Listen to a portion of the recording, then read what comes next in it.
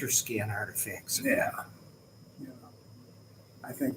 Okay, we are live.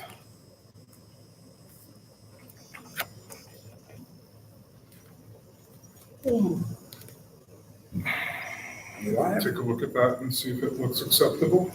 Oh, it looks pretty good. I think. Paint the screen.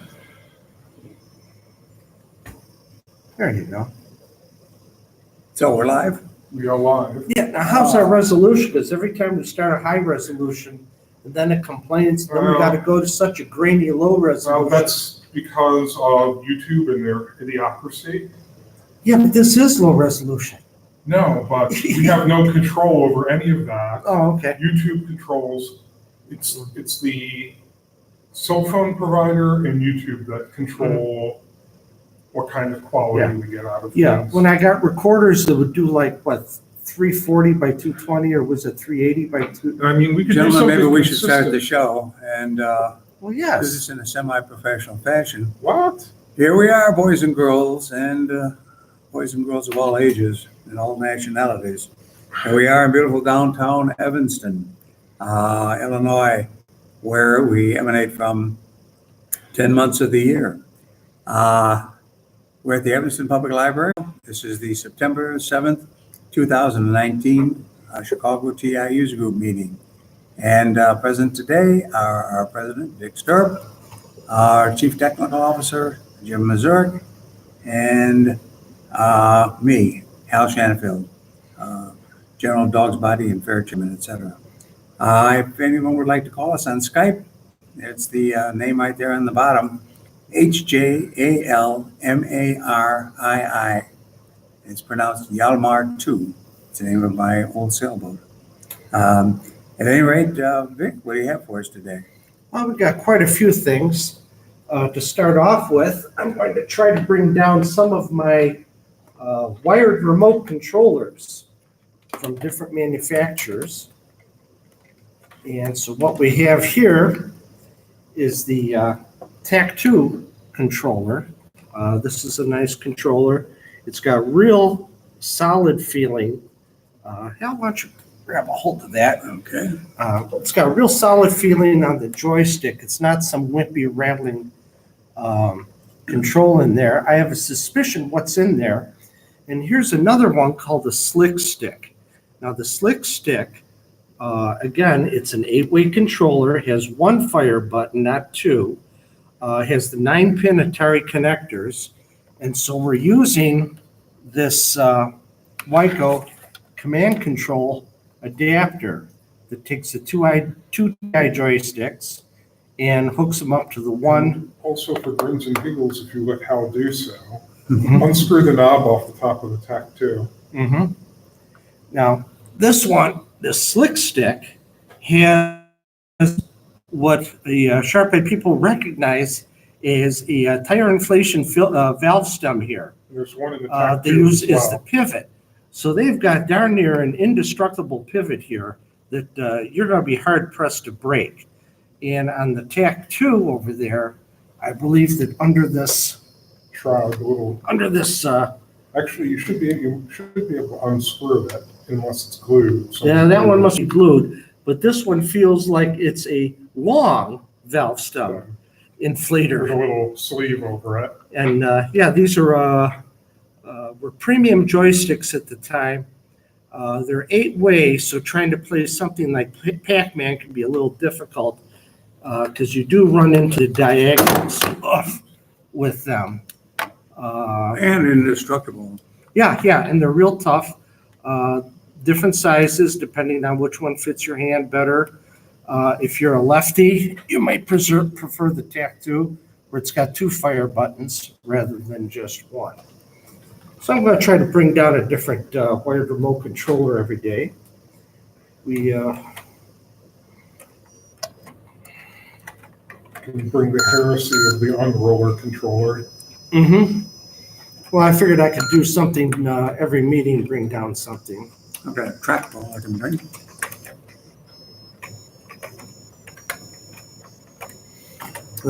We're using Rich Gilbertson's RXB as a favorite cartridge here. Because Rich has done a fine job on this, and he's got a bunch of utilities in here, like this directory, where you can catalog disks. Now, here's the meeting program that we just watched. Oh, and this disk that I put the meeting program on also has Francisco Canuga's CTIUG game on it that we played not that long ago. We're using the Nano PEB in lieu of a P box. So that uses a 1 gig compact flash card. I've got, this is typical of the compact flash cards. At 1 gig, I can have 1,250 virtual floppy disks on this. So I've gone through all our libraries, and we've got the Chicago library on the compact flash card. We've got the Tiger Cump library. We have my modules library that I had given away on the last USB drive at the last fair of the various modules I have on floppy. Yeah, we did this, a couple months ago, didn't we? Yeah. TI-Rex. You got your little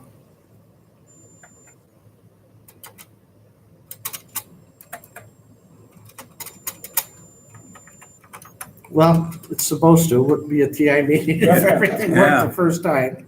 Okay. Perfect TI demo. Mm-hmm.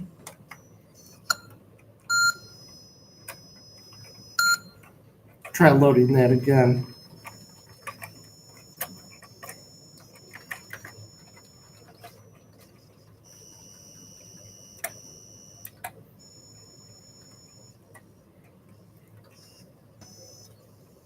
There we go.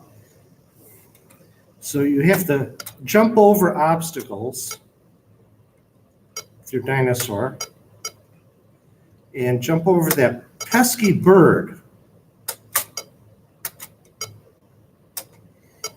And you really can't win this game. It's just to accumulate the highest score you can. Usually I wind up landing on top, tail first on top of one of these cacti. Ow! Like that. Like that, yes. But I got a score of 863. Okay, let me go through here. We had the few other things here. Go quit this. I'll go back to RXB, and we'll load the directory. And the compact flash adapter, Nano PEB, has 3 virtual floppy drives on it because the original TI can access 3 floppy disks. So I put my utilities on floppy drive number 3 because there's seldom any reason to ever go there. Most programs will run disk number 3 or 4. What's here is this is actually the important part is down here, is these 3 programs called format, A, B, and C. What these will do is I have to be careful here.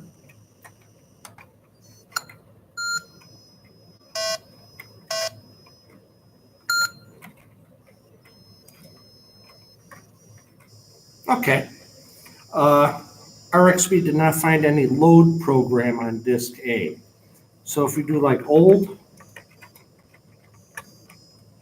this one, what was that, Hal? A, no, let's do something a little safer. We'll load the program. This is for all you compact flash fans or nano fans. Now we'll list it. And when I got these cards, I found out that, Fred Call is great. He had to format a virtual floppy disk on a compact flash card. You just type in the line, call format, and what number disk you want to format. And then call format the next one, then type in call format the next one. I said, well, this bites. This is a computer, let it do this job. So I had call format, I did a 4 next. I did a 4, A equals 1 to 1,000. And then I did call format A, and then the third line was next A. Well, this is great, except call format cannot read a variable. It has to have the absolute number of what it's formatting typed into it. So it wouldn't work that wouldn't work for me. So last time I was sick and I was home, I just typed this in. So I've got 3 programs that are as large as you can get without needing memory expansion, because you can't use memory expansion in BASIC. So I have A format, which formats like disk like 10 to several hundred, then B format that goes from several hundred to 900, and then C format that goes from 900 to 1,251. And then if you run these programs, it will format the compact flash card for you real easily. I've uploaded this on the Chicago TIUG group website, Facebook page, and also on the TI-99ers Facebook page. I also uploaded a video on those 2 pages of how to compact your library directories off of a PC using Fred Call's TIDIR and having it automatically increment to the next file. So instead of having to tell it to copy each .dsk file individually, you tell it to do the first one, and then you click on the box that says auto increment, and it'll automatically increment it for the next one. So, okay, so we're back into BASIC. Now on this compact flash card, I know there's nothing up in this high level. So here for fun, we could do trace. And now the trace will show us the line number of every line that's being run. And of course, you see here, I got line 901, formats virtual disk 901. So now we'll run it. Now, warning folks, if you already put all your data on your compact flash card and you run this again, it will erase everything on it. But I'm doing it on this card because I know there's nothing at this location. So now we'll run this. Oh, I forgot, we're in extended BASIC. Yeah. See, it's not going to run. So we've got to go by, go to BASIC, old disk 3, A/.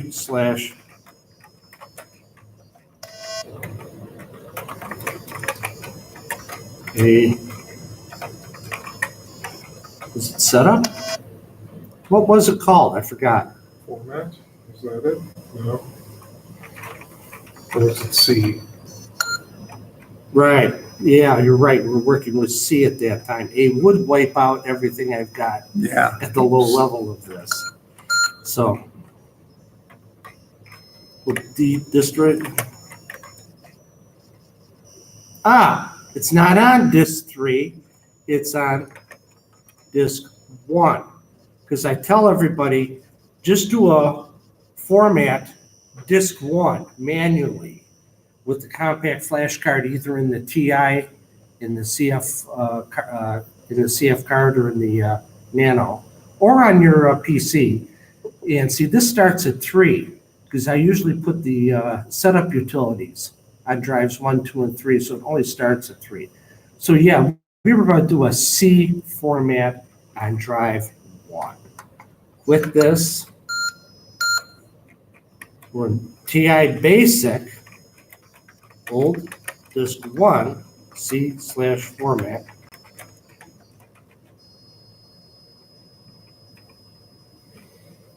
It takes a few moments for it to load in BASIC.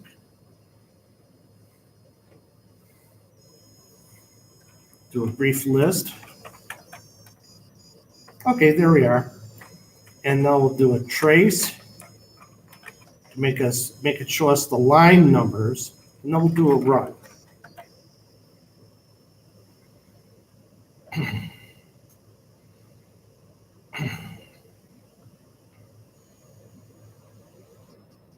So in about as much time as it tells to explain it, it is typing in call format 901, 2, 3, 4, et cetera, and this will go up till it's formatted every position on here. This took a long time to write these programs, and again, I could give Rich Gilbertson a big kiss for writing RXB with this copy and edit programs that he's built into Rich Extended Basic that took most of the tedium out of this. I only had to type that line once and then edited the last number in the line. At least if he only shaved his beard. He said that's a good reason not to shave his beard. So once it gets to 1250 or 1251, it'll stop.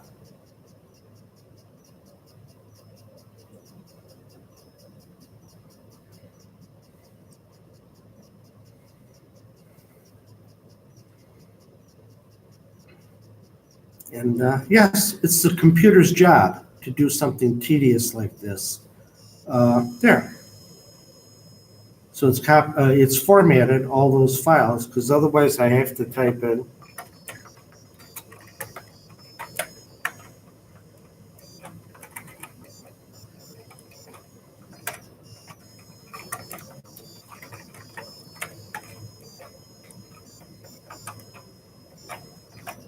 and repeat this 1,200 times.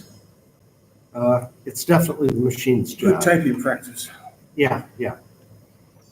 It's like writing, I will not talk in class 100 times, you know. Mm-hmm. Or Bart Simpson, he's always writing on the blackboard, I will not, something. or Some the other. mischief he's been up to. Yeah. Yes. Okay. So we've I once had to do that in class, in an English class, and I asked the teacher, I said, instead of writing this, I need the typing practice. Would you mind if I typed it 100 times? And she said, no, but I'm going to check to make sure that it's not been photocopied. I said, okay. And this happened before you were issued your graduate degree, right? No, this was actually in ninth grade. And so then I said to my father, look, you're a very good typist, and I'm a terrible typist. This will take me 3 or 4 hours to do. And in the meanwhile, I won't be able to do my other homework. And so he typed it for me, and I handed it in. And she looked up at the ceiling at the window to see if there were little holes punched in there where the periods were. And that's how she authenticated the fact that it had been typed. Yeah. A friend of mine submitted proposals in the Illinois state legislation, and that had to be done on an impact printer because it had to have the 3-dimensional impact in the paper where under a magnifying glass. You could see that is how the paper was deformed, that nobody has erased something and written over it. And he said, yeah, it was a requirement that they use impact printers or typewriters on legislation. Oh, that's a good idea. Back to the Final Gram cartridge here. This is the Final Gram SD card that I've added a few things. Where the regular SD card comes with the demo TI, demo for the F-18, devices, education. On the games, I split them up into 2 folders here because there are so many of them. But here, just as an example, I'll show you. I'll press E for games. You get a busy wheel there. Okay, now pressing A takes us back to the previous menu. Now, if you look over here, we are on screen 1 of 7. To go to the next screen, I'll press the period. To go to a previous screen, I can press the comma. So I think you can only have like 7 or 8 screens of menus here. You're limited to how many, 125? There's 20 on each one. You're limited on how many files you can actually have on each screen. So this gets pretty big in a hurry. But if we go back, press A again, and we'll press F for games N to Z. Yeah, this Final Ground's a nice cartridge. Once I learned how to use it, I had a mohawk I was wearing because it was pulling the hair out of the sides of my head, trying to get this thing to work. And it turned out that my 12-year-old compact flash card was failing. Yeah. And so once I'd replaced that, kudos to Gregory McGill for getting me a replacement, the Final Ground worked fine. There's no problem with it. Then I was having problems with a lot of the programs weren't running. And it turned out that on this console for my F18 video adapter, I was using version 1 of the software where they had version 2 out. And once I did the update to version 2, all those problems disappeared that I was having. So yeah, so here's N to Z. So it starts out with Nature's Way, Neverlander. What fair was that at? That's where it's a constantly descending lunar lander with the star field, and you got to move it back and forth. Well, here, let's just run it. What's his name wrote that? Maybe his name's on the credits. Oh, yeah. We're getting distracted again. I never finish anything around this place. Yeah, how's that showing up? It looks like it's showing up all right here. Neverlander by Destroyer. It's a little grainy, but I can read it. Atomic powered software company. Okay, so you got your fuel level and you got your depth. Press the fire button on joystick 1. Okay, I don't know which of these two gourmet joysticks is 1, but I'll just press this one.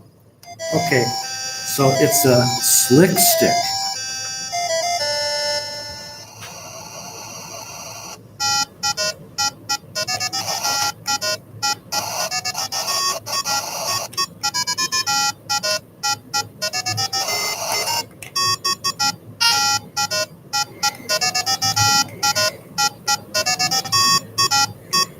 Yeah, this is one of those games you don't really win it, but you accumulate the highest score you can. The lunar surface never shows up.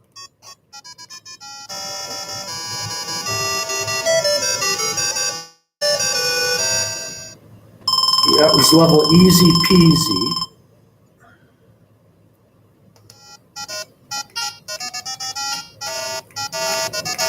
Hey, wait a minute. Moving asteroids? Are you supposed to be hitting those things? No, but you're supposed to. There was fuel I was supposed to pick up. So I would imagine this is one of those games that you have to memorize about when your fuel shows up and already be swinging in that direction in anticipation. Yeah, this was demoed in one of our fairs, and when everybody went nuts over this, it was quite a game. All right, we'll quit. Oh, because we picked this up off the Final Ground cartridge. It's a menu, and it'll be there forever until I press the reset button on the Final Ground, and I see the red LED flash a couple times, and then we get the Final Ground menu, and we're back here.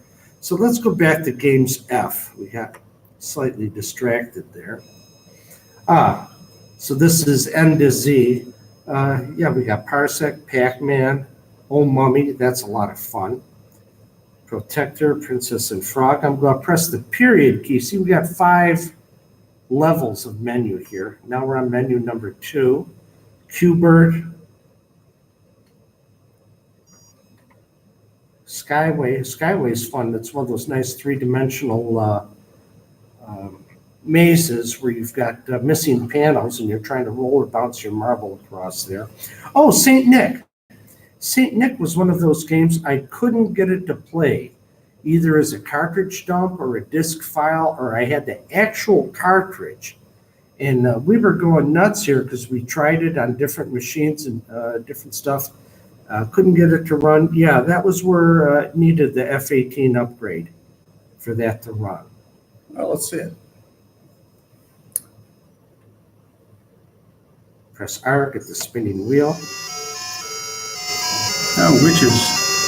Yeah, so in this, the witches have gotten into Santa's workshop, and they've enchanted all the elves to scatter all the toys all over the darn place. And you as Santa not only have to pick them up, you have to pick them up in the correct sequence. To where there's a little bar on the side that shows pick up all this toy first, then all these, and all these, and all these. And oh yeah, if you pick up the wrong one, you've made a mistake. Plus the elves give you a hard time too. Yeah, let's start off with one.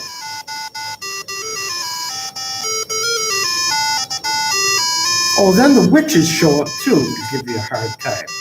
But now you do have an escape tunnel where you can go off the bottom and come in on the top in two different spots. And here's the sequence. I'm supposed to pick up all the dolls first, then all the sailboats. I'll give you the controller for the sailboats now. And then all the trumpets, and then all the balls. So here's, got Santa.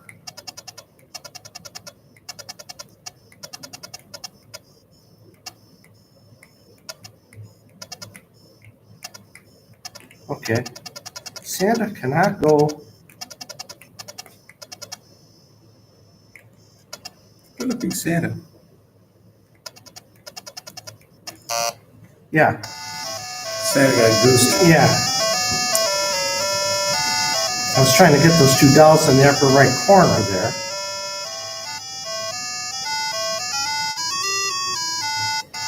And you're frozen while the elves get up to mischief. Sometimes you get impossible levels that you can't clear. They seem to have them randomized down to where... Can you pick up an elf? Oh, apparently, huh? See, I went off the top and I went in on the bottom there. Ah. Oh, pick up the wrong toy, you get paralyzed again. More toys. Yeah, yeah.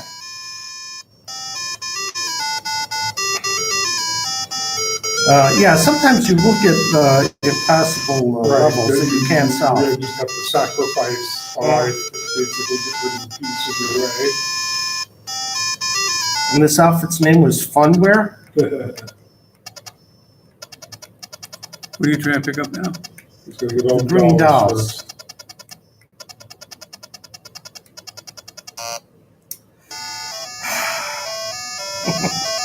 He's gonna put in more dolls Step down down, in step places down. he can't get to. How many sailboats we got? Like one there? So it looks like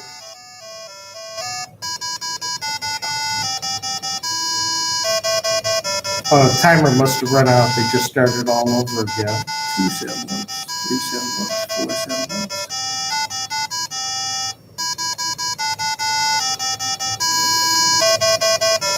But anyway, notice what's different. It's working. Before Santa got stuck at the bottom opening and he wouldn't move.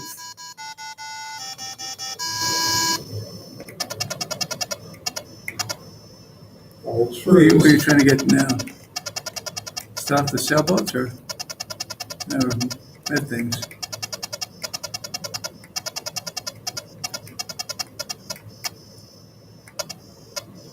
Oh, Santa. Oh.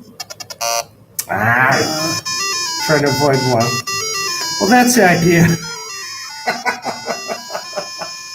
Ah, well, Santa. Too bad. As far as I know, Santa is still trying to pick up all I those think he's toys. been obsoleted by Amazon.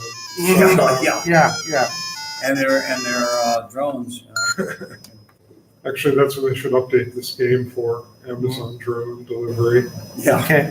Oh, also another artifact here is in updating to the higher software for the F-18, every time you get the title screen, it says F-18 version 1.8. And it shows that briefly, so to reassure you that you've got the new software. Oh, wow. That's awfully nice of it. So F and the Z is where we were at. In the periods, we had that. Sewer Mania, that's another one of those Milton Bradley MBX games. Yeah, MBX game. Yeah, that's pretty All the good. rats and everything. Mm-hmm. You know, it's odd in so many of these games that there's some really despicable things. I mean, there's rats, there's snakes, there's witches, there's, potholes to fall into. Yeah.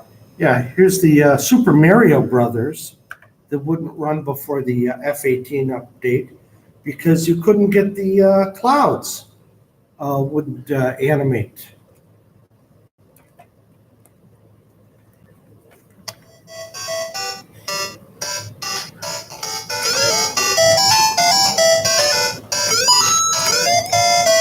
Oops, got a little too close there. Yeah. But you're supposed to be able to land on them, aren't you? Yeah.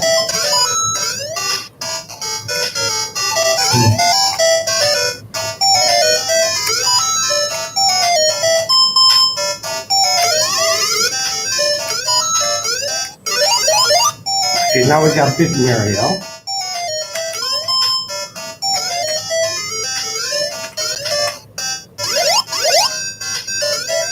So it seems to play correctly.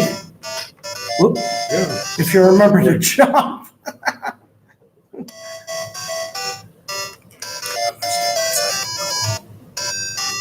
See if my wife's not running too slow here. You can actually go down the pipes and you've got the underworld. So yeah, this is a nice port.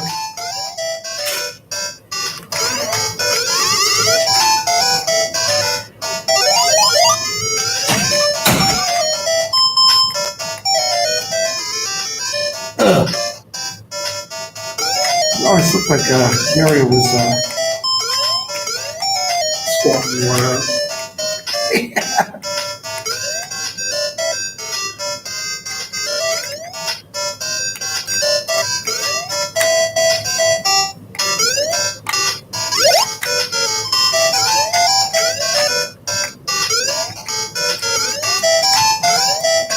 Yes. No, can't go down that pipe.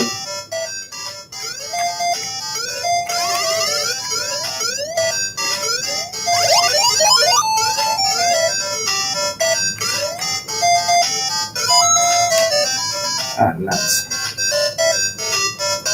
But it's got the theme. He's got all the correct animations. It's Big Mario, Little Mario, and if I could actually get far enough, Get the fireballs and the vulnerability. yeah, for anybody who's grown up with this game. Down the secret. Yeah, I'd like to show you the secret tunnels, but I'm not good enough at. Right, you gotta remember which ones. Yeah, which ones it is. Here's a nice F-18 artifact where Super Mario Nice. Brothers, if it quits, Gives you a very special. yeah, color set. it doesn't reset the palette back to what it was supposed to be. I like it. Yeah, I sort of like that. There are people that get on TI-99ers with screens like this Yeah. and go, what's the matter with my TI? And they're told by several people, oh, it's this video chip, that video chip, just what the problem is and how to replace it. So let's get back to F, games M to Z. We can't seem to get to the end of that one. Screen number 1, menu 2, menu 3. Notice what we got here. We got John Phillips' Stargazer menu, where they put all 3 cartridges in one. That was a big deal at that time. There were 3 cartridges worth of data to go into one cartridge, and Databiotics used their then new bank switching software, so you could switch from one ROM set to the. one ROM set to another. Super Space Acer, Terry Turtle, I think that was an MBX one. Tetris 2, that's new to me. I remember Tetris, I remember Tetris. The Mind, that's a classic. Yahtzee, Wing War, Video Vegas, we've demonstrated that several times here.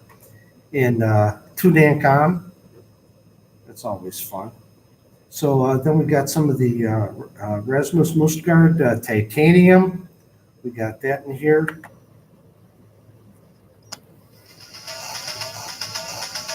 Notice it's in F-18 mode. The game has picked up that there's an F-18 in this console. And he's got real nice arcade type music playing. Press the fire button. Okay, with a white ship, it casts a shadow underneath it.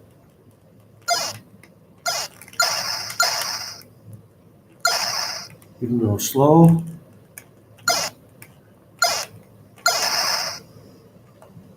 You can go fast.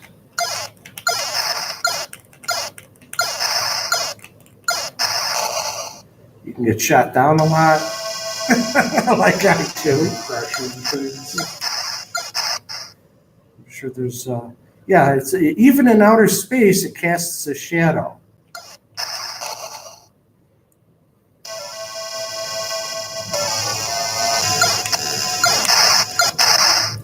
Yeah, I'd like. Okay, I ran into a red post. Those must stick up off the surface there.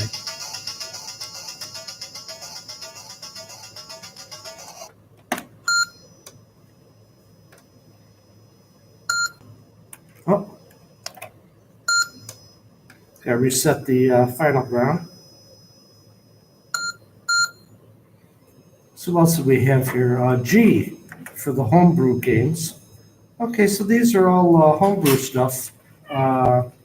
Here's the Texas Instruments demo cartridge.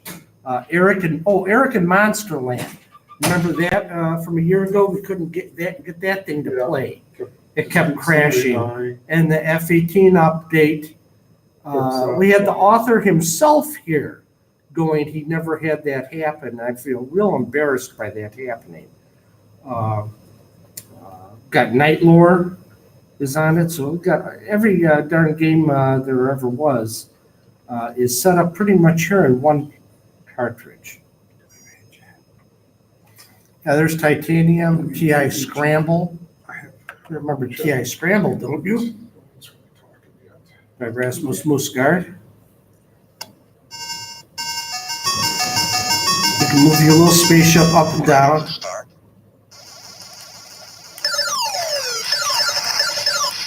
You got rockets and you got bombs.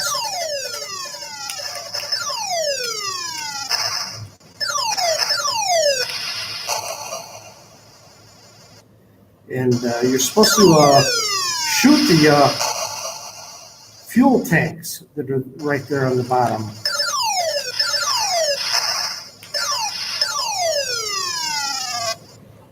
So that's about as far as I can invade the Scramble system.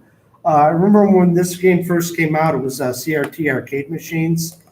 And it was great because eventually you get to level 3.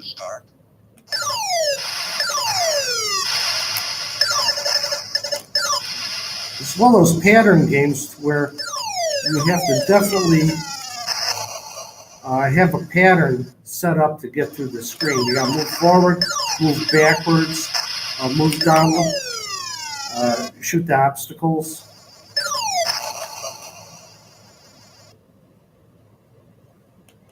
Tough game to beat.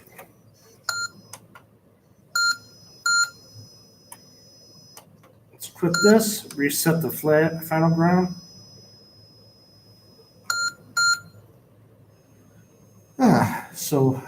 Yeah, I think we demoed the Cortex Basic, the PR editor.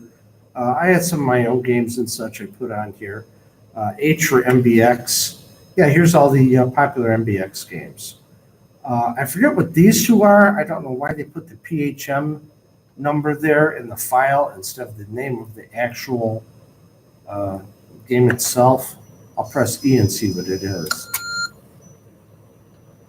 Oh, that's one of the two games like baseball, where you have to have the MBX console in order to play the game. That's why it has the PHM number there.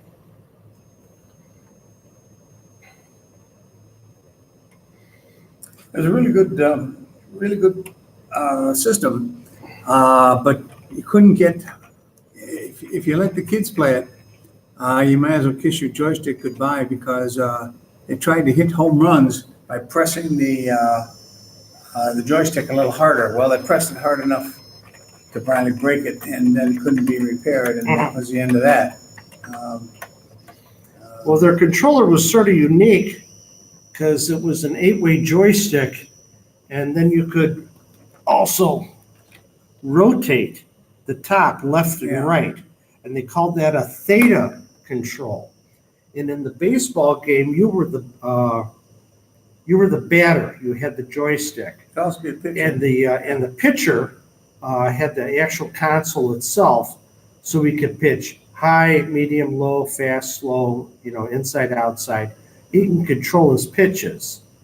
But the batter, by the theta control, could control how fast he swung. Yeah. So you could go from basically having a bunt to being able to knock it out of the park if you connect it. All right, let's try running.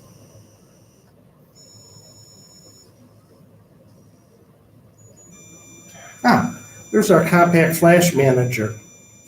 And what this does is you can manipulate the files on the card, or you can look at the volumes, which is each disk collection, and also miscellaneous.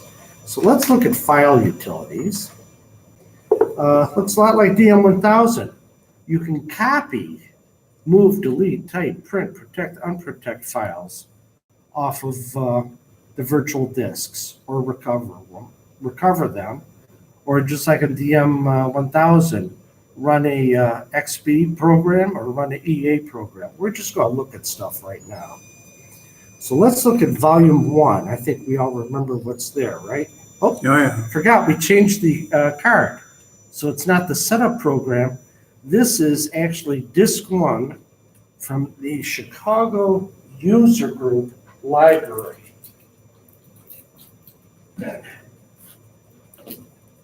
So, which I just happen to have here. All 1,270 pages of it. Yeah. So here you go, Hal. Oh, I see. And here's, my eyesight's poor. So I took this catalog and I copied it and I made each page 8.5 by 11. What do you want me to do? Oh, Read all well, look 1,200 at this pages? number 1 and tell me which one's there. Well, let's see. There's Aardvark, Asteroids, Beeline, Boa Alley, County Fair, Cyber Dice, Goblin, Jungle Gym, Mad Scientist, Memory Tra, whatever that is. Play the More. Play the Nor. Play the Whore. I don't know what it is. H-O-R. H-O-R. Play the Whore. Play the horn. Oh, Play the Horn. We got a Yes, 10 yes. character limit on this machine. Okay. And then Switcheroo. I guess it was Switch Arrow.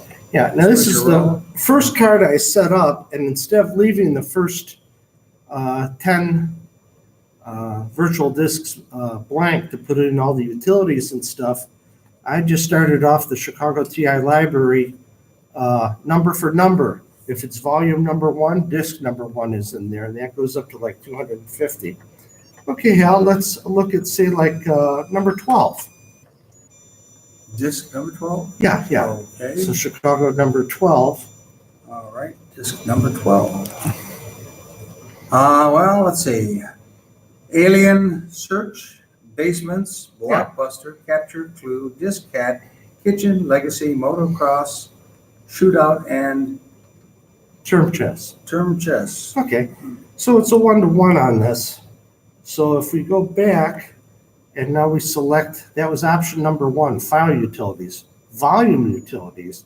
Now we get another menu. We can catalog the volumes. We can back them up. Now, backup is really great because what you're doing is you're copying one virtual disk from one volume location to another. Or you can just erase one. You can rename it, you can format it, and you can list it. So let's catalog one. Let's look at catalog volume 1. Okay, there's the same thing. We've got catalog volume 12. And again, there's the same listings. Now, I don't want to back up and erase anything, but we can do number 6, list it. Okay, so here's what the compact flash calls the volume number, which is the volume of the virtual disk. And then here's the disk file's name of the disk. Yeah, we have a lot of space free on a lot of these disks because the artifact of the compact flash card is it formats it at like 1600 sectors. And it doesn't matter if it's a single-sided, single density, or double-sided or quad density. You've got that artifact of having it. It's the way the math works out. How about on disc 17, Draw Poker? It happens to be written by Manuel Constantinidis. Okay, he's the guy who gave us Diablo. Yep.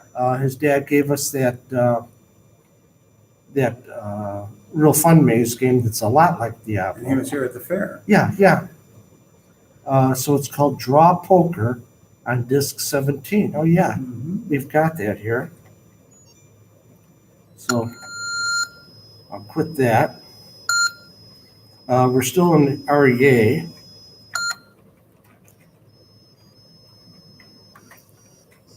Going to RXB. So we'll do some wonderful programs here. Create an automatic logon file to use with your modem. Remember modems, everyone? I do. Still technically have one in your cell phone. It's Yeah. digital. Yeah. Okay, so I removed the disk file from virtual drive number 2, and then I mounted in virtual drive number 2 the disk file of volume 17. Then we're going to do a call EA here, which is this is the EA screen for RXB. We'll do D for directory, this 2. Okay, it doesn't look like there's a load program there. No, it's So also we- a basic program, it says. Okay. Basic a lot of times uses a character set of 15 and 16 for colors. And in extended basic, they've redefined that. That's where they put sprites, the automatically moving stuff. Jim Peterson wrote a program called BXB that in extended basic redefines them back as color tables. So you can run basic only programs in extended basic. They run a little faster. So it was Draw Poker. Okay. Let's clear that.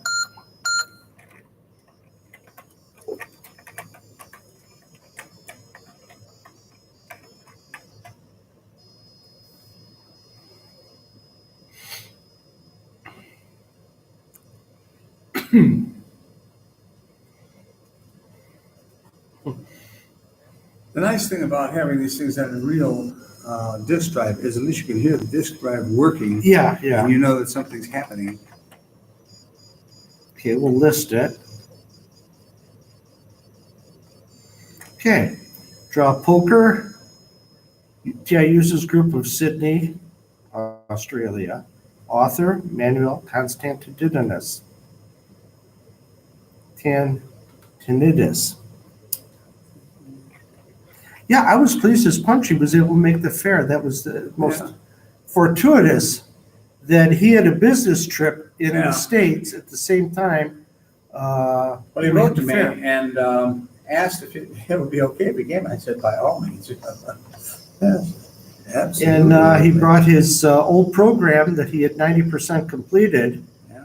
And I remember him going, when he was doing his presentation, saying, well, I really need somebody who knows assembly to help me finish this game. And there was a bunch of laughter from all around the room because, where else are you going to find TI assemblers? Yeah. Half the people in there. Yeah, all right. Draw poker. Is there a Okay. doctor in the house? Yeah. Okay. Go ahead, Hal. Well, don't change it from where the Let's people not at home can see keystoning it. it too much. To discard a card, press a number from 1 to 5, with the top card being number 1. Do the same for all the cards to be discarded. Then press the space bar. If you change your mind on a card, simply press that number again. Cards to be discarded are indicated by an arrow. To change the value of the chips during the game, press, I guess that's 0, or press O, when asked to make a bet. Pressing the space bar for a bet will take the previous bet value. There we go. Value of each chip. 1. How much to start with? Oh, let's have 100, yeah. Will you use a 7-up deck? Full deck. I better use a full deck. I'm not a gambler, so we used to run gambling games and oh yeah, we used to do all kinds of good stuff. yeah. But now we're old guys, and Yeah. Following the chatter online, someone was talking about the Learn English cartridge that was released in Spain in Spanish language and released in Germany in the German language to help teach people how to learn English. And apparently this was never released as a cartridge, but it's a file available on Western Horizon Technologies. And I just didn't have the chance to, let's bet 5 sure, chips. let's just Yeah. bet 5 chips. I just didn't have the chance to download that to bring that here and demonstrate it. 6, Jack, Jack, 2, and a king. Let's get rid of the 6 and the deuce.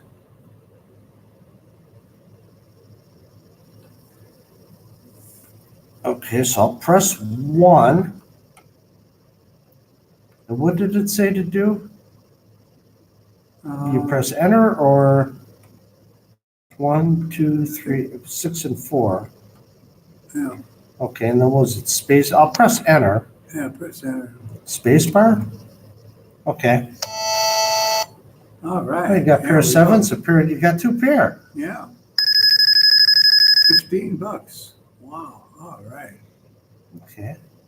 I like little nice touches, like the shadow of the front cards falling on the card behind them. Yeah.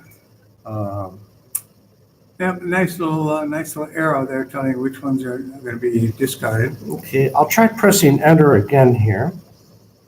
Okay. It's a new hand. Shuffling.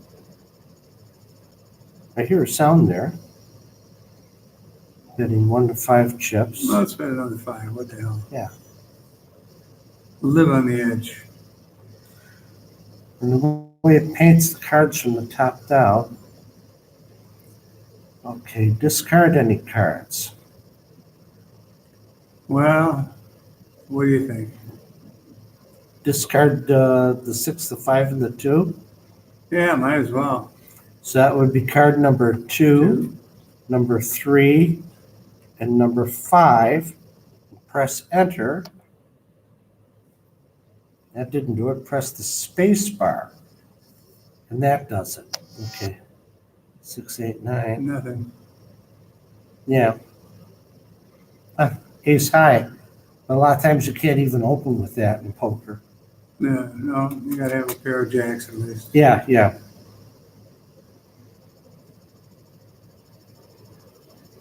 I think I hear a shuffling sound. No, it's my teeth chattering. Yeah. Okay. Yeah, remember we used to play blackjack all the time at these meetings with the machine. Well, we got a pair of 8s. 8, 10, They can 14. discard everything in the middle, I suppose. 2, 3, and 4. Okay, so I'll press key number 2, key number 3, key number 4, and I'll press the space bar. That didn't work. Well, we're still back to 100. But I win. What are we playing against? Wait a minute, Then one. we show the hand. Oh, we still got one You just have to pair. Trust them. One pair, so it's a wash. You win $5. Yeah, okay. Can't lose. Yeah. I know on games like TI Blackjack with the TI cartridge, they cheat. No matter Really? Computer? what you have, if you hit, you'll bust.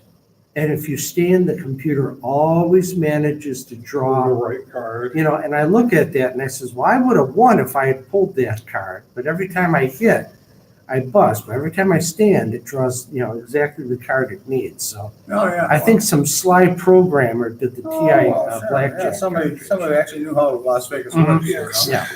And that's Program about your it. TI to count the Yeah. cards. when I it had holds the a deck. friend of a friend, the guy was a card sharp, and he showed how he knew where every card was in the deck, and he could pull any card out at will. Yeah. And you could not detect him doing that. Yeah. And he says, yeah, we always leave this card here, to really easily, bust the customer if, Right. and everything. So, okay, so we won. So let's press the space bar again.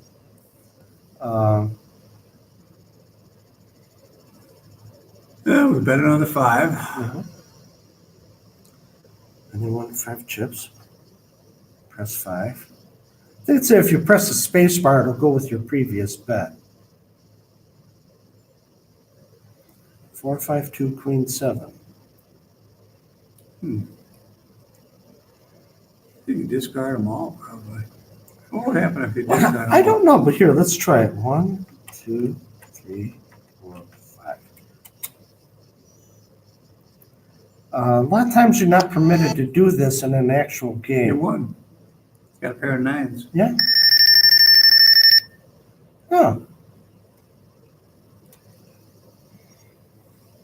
Yeah. I remember playing with friends and relatives and people gripe, who dealt this? It was the usual, the battle cry we got. Okay, I pressed the space bar and it must have remembered we bet 5. 5, Queen 3. Well, 2, 3, 5. Yeah. you got nothing there.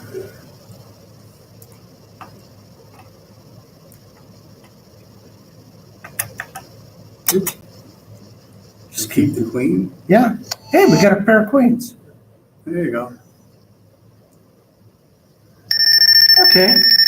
So Wow. I'm trying to remember what that other game that Manuel's father wrote. It had simple L-shaped devices. When you moved past them, they would flip. And it would block you, or you could go in a certain direction. I had that on the Diablo disc. Yeah, and when you left, Is that like one of those mechanical computing games?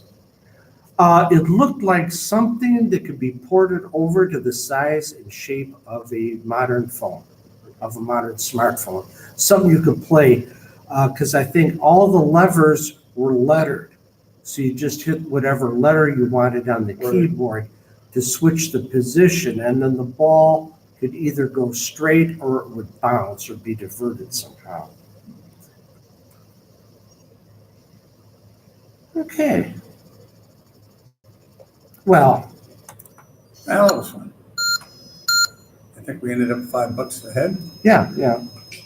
It's always fun. when which you is don't lose. unusual. Obviously, Yeah. it's not Las Vegas. Yeah. Not really. Yeah, I had the devil of the time getting this final gram to work, and it just wouldn't work with the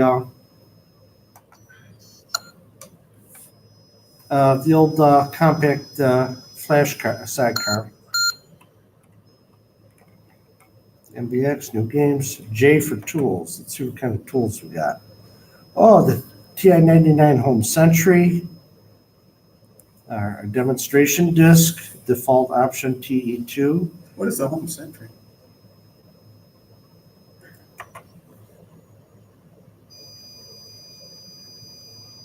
Okay, it's not seeing the Core Comp controller.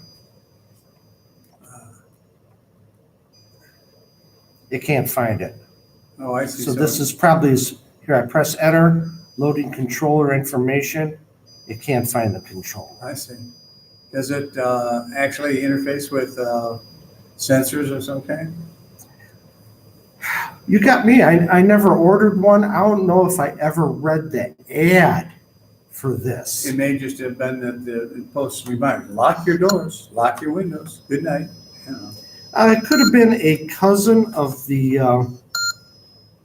Radio Shack, or what did they have that thing called the X100 system? It was a box that would plug into an outlet. X10. Francisco Uga has, if I'm pronouncing the name properly, Mhm. has just signed on. Oh, And well, if you look at the early part of the video, Francisco, we'll see we did TIUG. yeah, That was Tools, Cortex Basic, L. We got new games on here. we just did your program. And Oh, okay. This is unusual. This is one disk file, one module file, but it's got all these games on here. And if you press the space bar, you get a second screen of stuff. So that's Princess and Frog, Pinball. I've got to feed the damn meter. Oh, really? Yeah, I think I was a little bit before you guys. Okay. Do you want me to put any money in for you? Yeah, I got about 15 minutes to go on my timer here. Okay. But- Maybe you don't want to waste those 15 minutes. No, let me, then I'd have to jump up and leave. I thought I had a tin of money here. Oh, it's right there. Behind the It's under box. the hand box. Yeah, there you go. Okay, what space you got? Well, I'll Well, that's a reminder. Space number, it's written on the You sheet want to there. start, you want me to start it right now or wait 15 minutes? No, go ahead and start it. Yeah, so, yeah, Micro Pinball 2. Let's see now, how do you play this? The number 1 button does your left clickers. This thing is also recommended TI Pong. Okay. I have to see that if I have that here. The plus key in the upper row does the right flippers. And then the, forget the,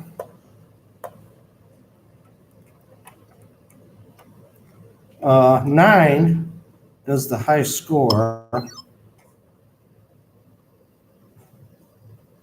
We just loaded a ball there. Now we loaded a ball, the 0 pulls back the plunger, taking my finger off the 0.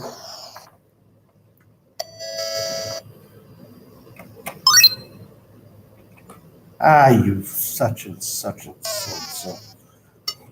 Okay, we got another ball. 0 tosses it.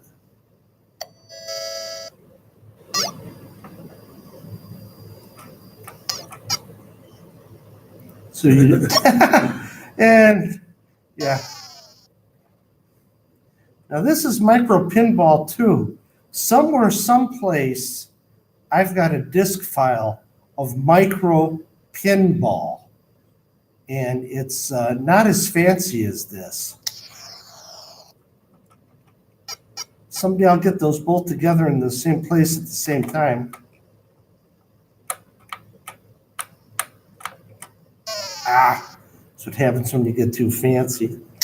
I'll get them together at the same time so we could do an actual comparison of the two.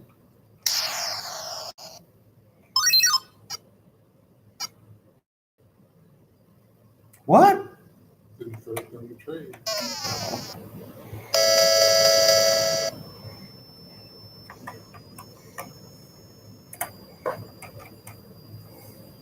So, Micro Pinball.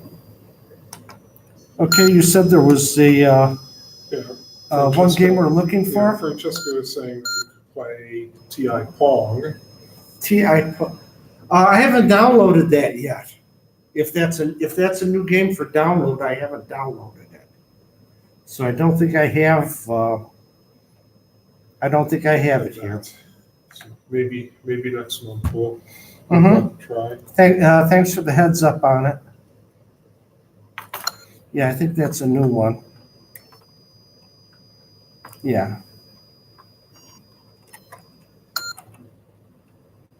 Yeah, we don't have a Pong game here.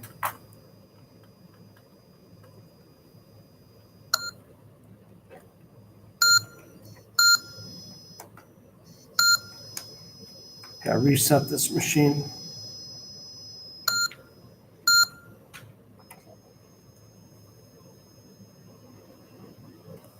Let's go to F.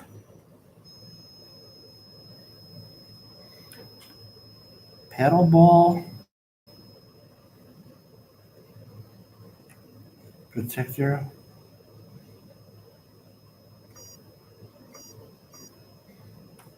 Yeah, the problem is a lot of stuff's called TI whatever. Yeah. So you won't find it until you get to the, there's Tris. That's like Tetris. Oh, where was that one I said I haven't played this before? It was a new kind of Tetris. I forget what file that was under.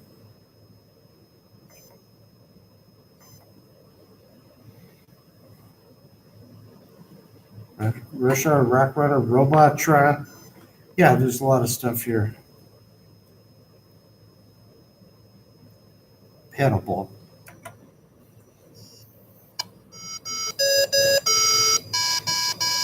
Screen to start 1 to 10. 1 with the Jeez, a few options here, huh? 1 with the single ball, 2 with the central fog area, 3 with central field blockades, 2 balls, double blockades, 3, a bomb with blockades, 2 bombs, a hole in the paddle. You know, enough people swear they got a hole in the middle of their paddle. They swing and miss and stuff and everything. Let's just try 1.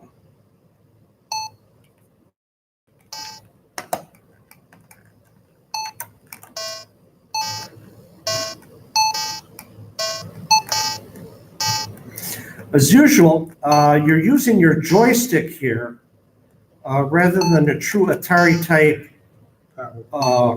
paddle controller. So it only moves at a fixed speed.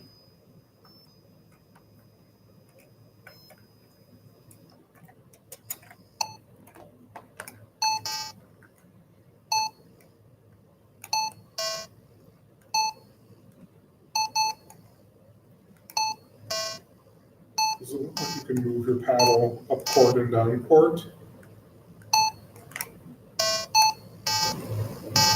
Yeah.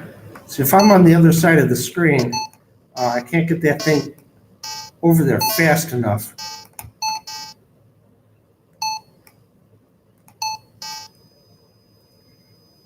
Well, this isn't quite like Pong, but There were a lot of games made back in the day that were Yeah. not quite like Pong, but were obviously inspired by them. Some more interesting or challenging than others. Okay, I did a reset, and here we get 2 for paddleball again, because I wanted to read that blockades. Let's try 7. A bomb with, oh, now I got a hole in the middle of my paddle. Who the heck ordered this?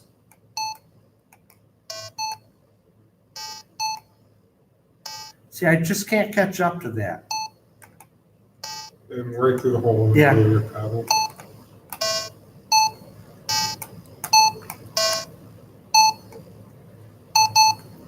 I know some of these games,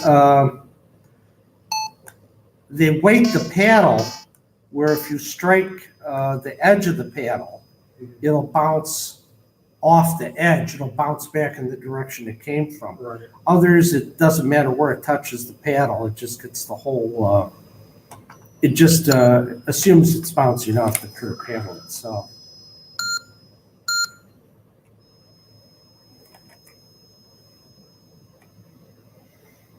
So D for education.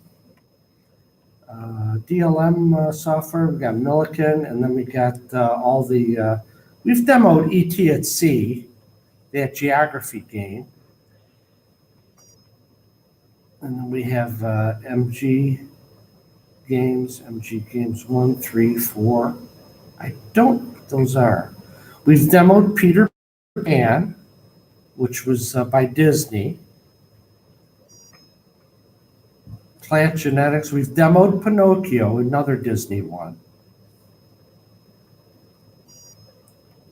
And here we are, Stargazer 1, 2, 3. Von Drake was interesting. It's a chemistry program.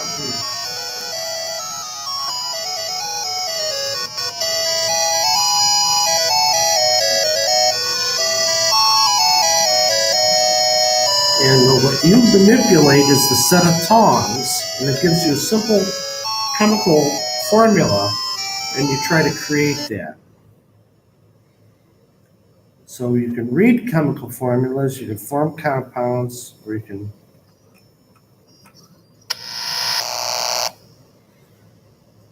Okay, so we've got what? We want to make HMNO4.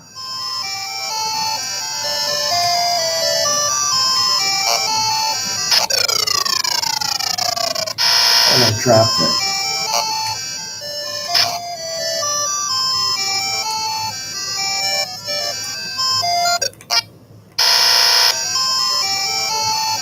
No one's complaining about.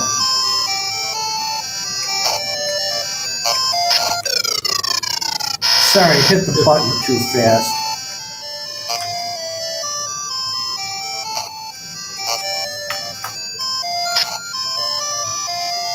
Gotta keep my finger off that darn button.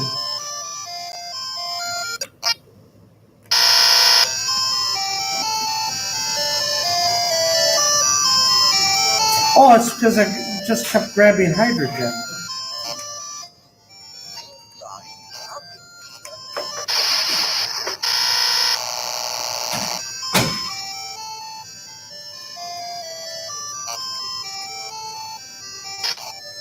There we go. There we go. I was grabbing the wrong thing. I was grabbing the thing at the top of the list, which is not what they were asking for.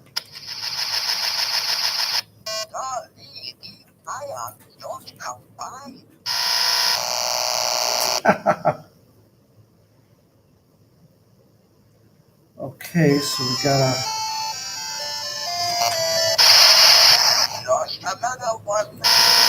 Yeah.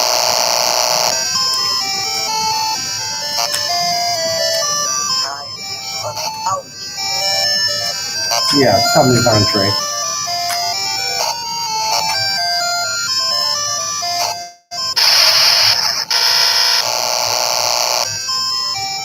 I think I see why this one was never released. I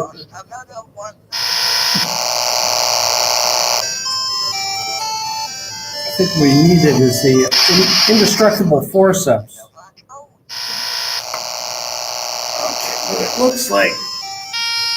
The blue one is MnO4 -1. So we gotta put that in the beaker. And then we gotta grab an H1 and toss it in there, and then light the flame to get what they're asking for.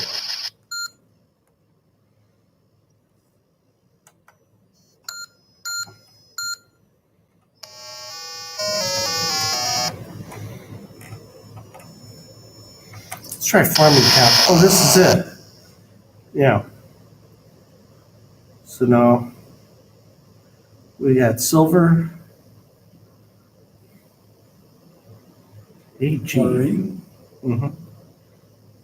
argon, and xenon. is that it?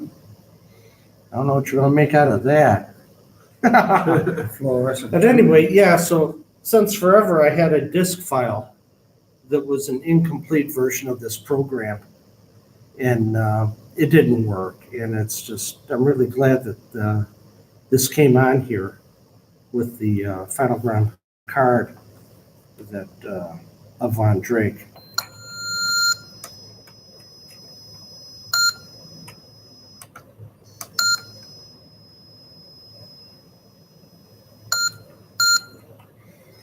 Well, this, that was education.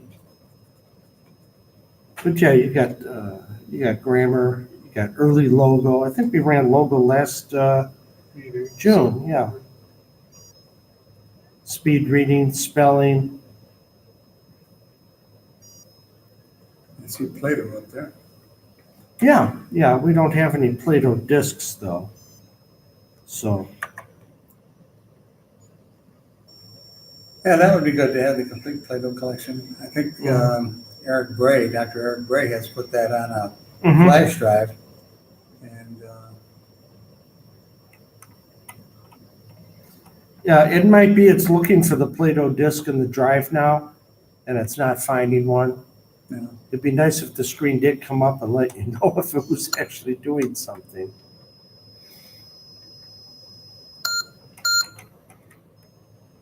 Yeah, I try to get my grandkids to use Plato, but I prefer to be on their iPads. And, Yeah.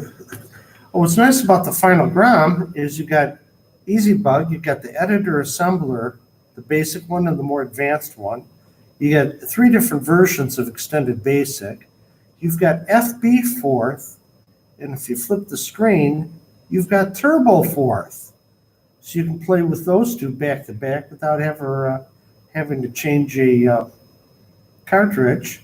You got your TI logo, not Mechatronics, not the Antibiotics. I'm trying to remember who did Super Extended Basic.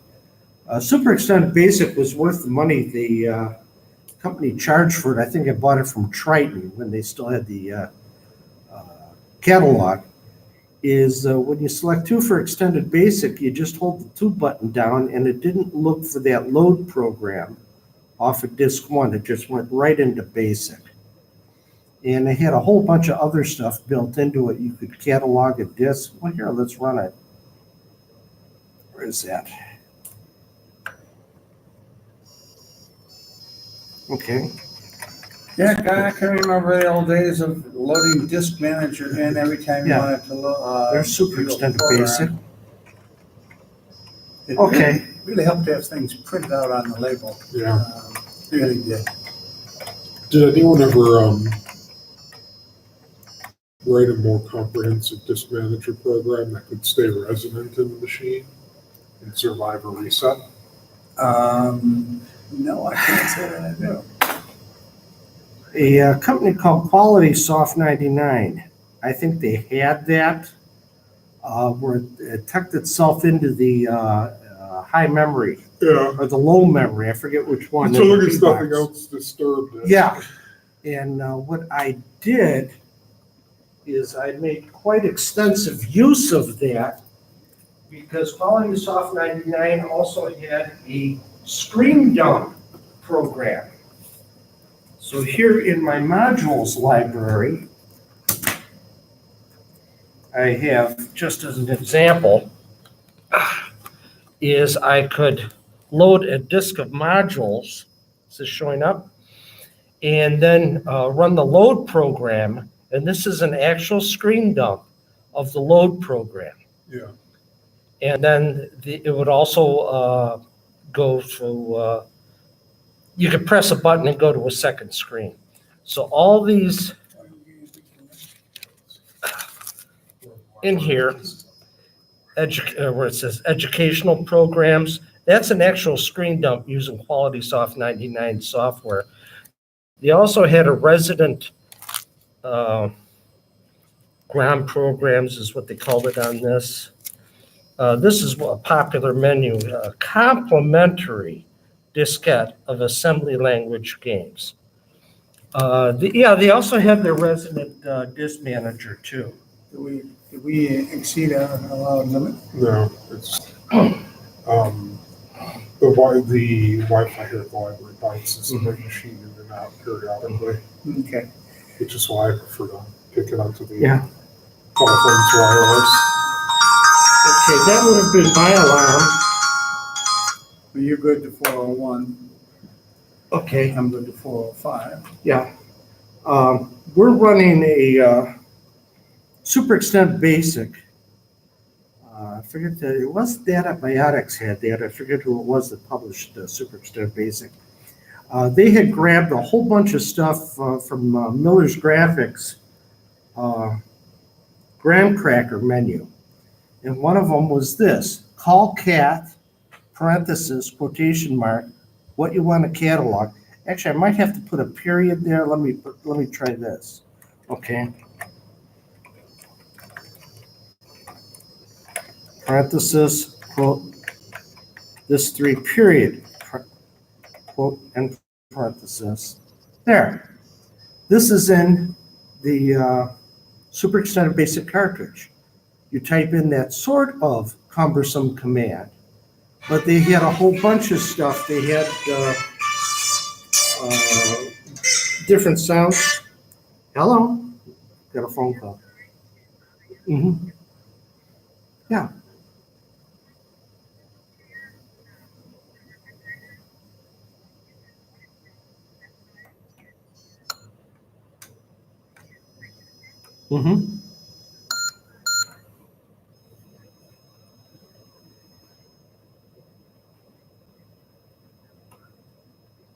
Yeah, sure, it ought to work. We've been through this before. Okay.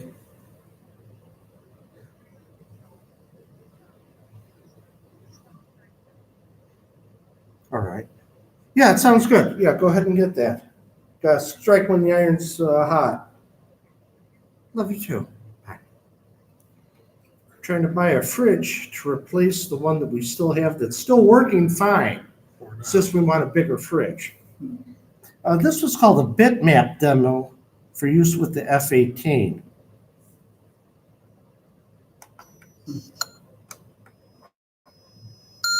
Did you see that article in the newspaper? I guess it was yesterday, about somebody was at a theater watching a play called Betrayal by Pinter, and somebody's cell phone went off and people groaned. And then it went off again, and people groaned more. And when it went off the third time, right after, 1, 2, 3, 4 in a row, people started yelling, "Kick the son of a bitch. Let's get him." And then it went off again, and the actors on stage were devastated. I mean, It wasn't part of the play. no, it wasn't part of the play. It was somebody didn't turn off their cell Yeah. phone.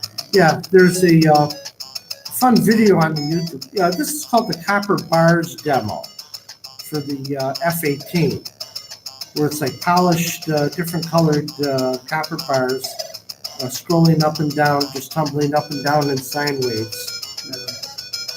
Plus some fun music. YouTube has more than one of a concert pianist, and somebody's phone is going off. Well, in this case, it's the Nokia ring, that da-da-da-da-da-da, the distinctive Nokia sound. And he looks around and nobody moves, because if somebody makes an obvious gesture to turn off their phone, then everybody would know who did it. So does it a couple times. So this guy is nonplussed. He just takes it in stride. And he does on the piano, da-da-da-da-da, da-da-da-da-da. And his left hand starts working. And he makes a whole composition, big elaborate because he's good enough. He can come up with stuff on the fly like that. But look up on the YouTube the Nokia cell phone ring. Well, Oh, here's another one where they had demo the colors transferred over to that. But here we can go to demo F-18 again. All sorts of high resolution type stuff.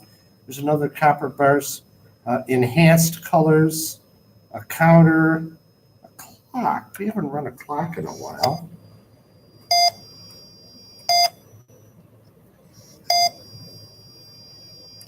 Well, I guess we're not going to run it now. Not compatible. Okay. With your I noticed that some of these things either that or it's are not detected it's compatible It's something with it's after Y2K and therefore refuses to work. Or it's getting ready to fail for the Unix epoch change.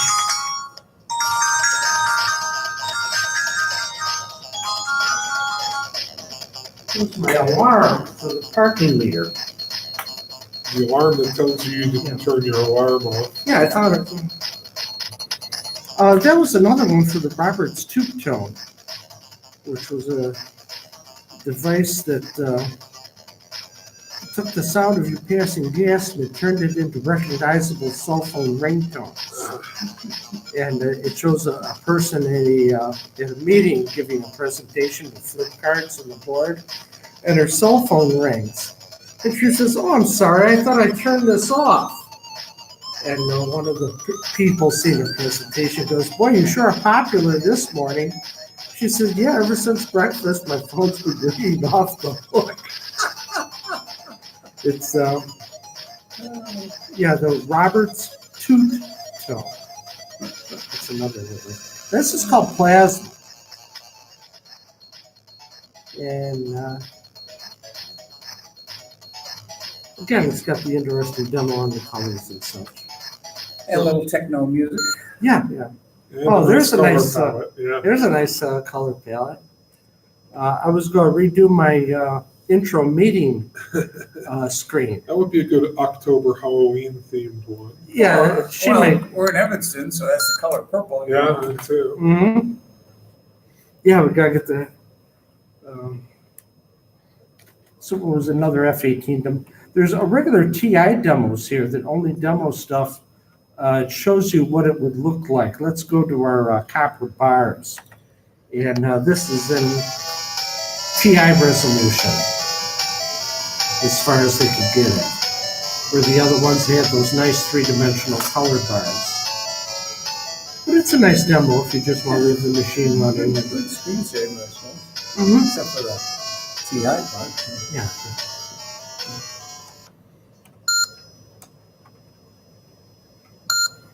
Yeah, Francesco was asking if these demos are specifically for the F-18, On what? the demos that you're running. Oh, yeah. I try to announce them. Like, here's another demos for just the TI. Animation, scroller, April basic, bitmap, scroll, copper bold, rollers, lines. I thought there was another copper bars one that. Free titanium scroll. Free titanium scroll. What number is that? K. Ah, I see.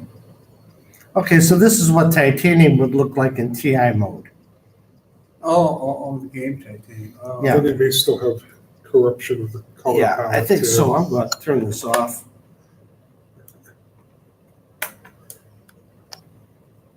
Yeah, I've had other discs where you cannot run one program after another Yeah, on the disk. It just leaves something in memory. Yeah.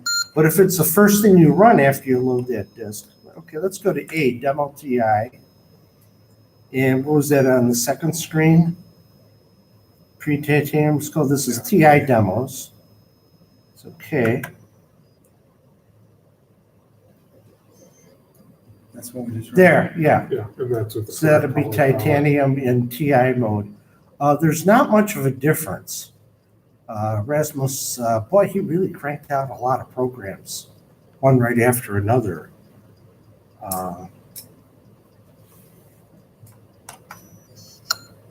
Has he done anything lately? Yeah. I'm kind of out of the loop. He did some fun stuff like Saber Wolf, animation scroller, April Basic, bitmap scroll, copper ball, bars, demo. 4 o'clock this morning, couldn't get back to sleep. I think the demo.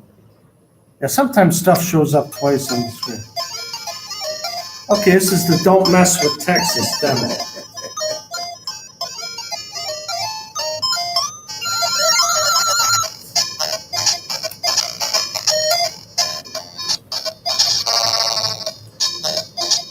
Welcome to this new demonstration I desire. That's really good. Please sit back and enjoy the show. Yeah.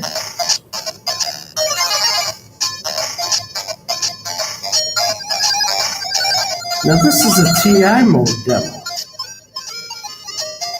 not an F-18. Nice having those little twinkling starbursts in that. Okay, remember this square, because I think we have the same demo in the F-18, and the square is the tumbling cube is much cleaner.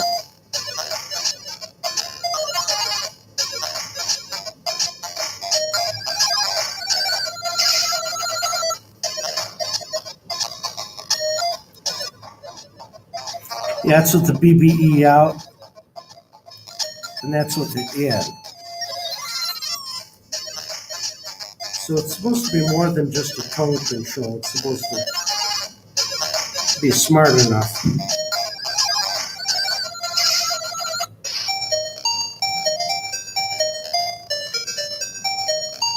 And see how the diagonals get fuzzy there.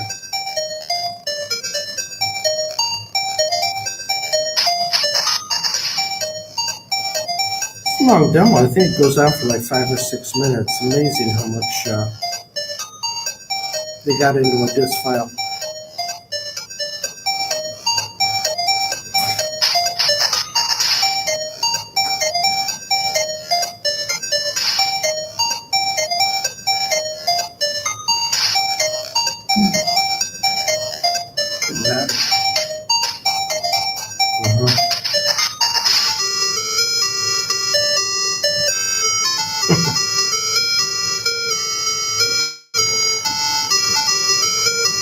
And they have the Monkey Island demo in TI mode, and then they have the Monkey Island PC game demo in F-18 mode. And you can see, if you run them back to back, you can see, yeah, the F-18 is a higher resolution.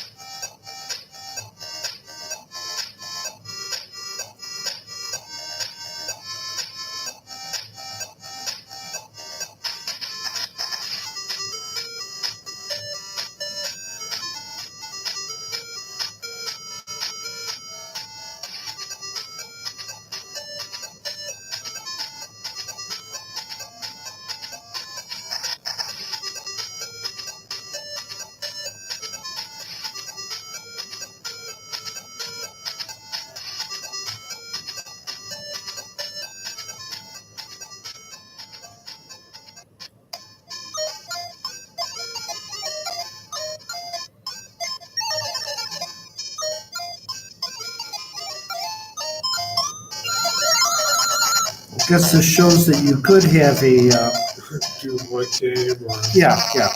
Wolfenstein 3D.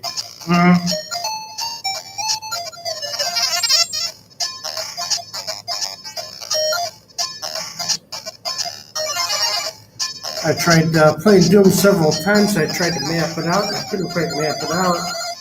I remembered TI's rule of thumb on negotiating a maze is that you can get out of any maze by either the left-hand rule or the right-hand rule. Always keep your left hand against the wall. And that means even if you get into an area, you can see it's a dead end. You go to the end of the dead end and you follow the wall and you go back out. And eventually, you'll wind up getting outside the maze. This is only valid if you do not have freestanding structures in the maze, which Doom does. Because I did that, I followed the left-hand wall and I went all the way around. And I went like, there's all sorts of stuff I'm not finding. So I actually had to walk across a corridor and do the same thing on another wall. It's either that or you got to map it out on a piece of graph paper.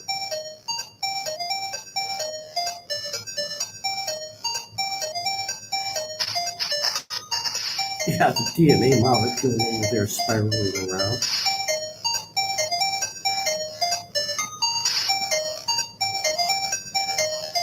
So, yeah, that little bit of knowledge from TI is amazing. When you play against the cat, that's how the cat moves. Is if it's a dumb cat when it gets to a corner, or is that a smart cat? If it's a dumb cat, it just follows one wall. So you observe it, you go, okay, this cat only follows the left wall or the right wall. And you can walk right in front of him and he won't know you're there.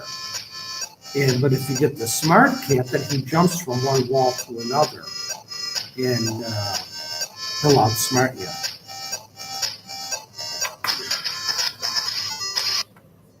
Okay, let's try the same game, kids. We'll demo that. And what was that one called? Just demo, wasn't it? What is isometric? What is that?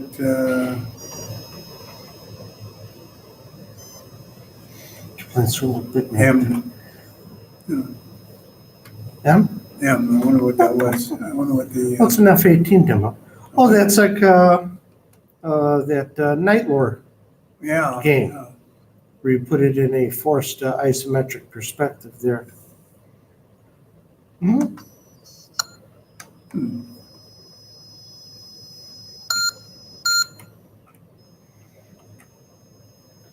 I thought we had a don't mess with Texas. It's called image rotation, symmetric lines, monkey demo. No, I guess not. It's monkey demo. And it's, oh. Oh, we did this one already. Yeah.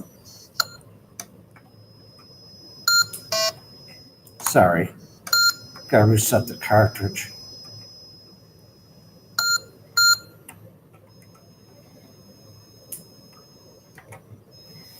Yeah, the monkey demo. Yeah, that's the one I was telling you about. This is the demo to the I think it's a LucasArts PC game called Monkey Island. Oh yeah, I knew we were going to demo. Yeah, this is just about what you would have gotten in the DOS age of what this would have looked like.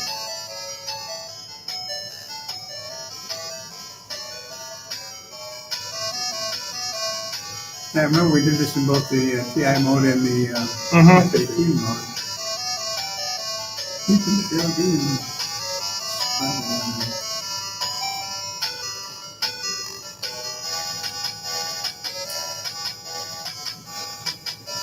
Okay, I'll quit this. Another one of these artifacts. Gee, thanks, guys. We'll do the TI demo. And where's Monkey Island on here? It's on the next page, right? Yeah, Monkey Demo A. Yeah, we got our spinning wheel. Okay, we got too many darn artifacts. I have to turn the console off.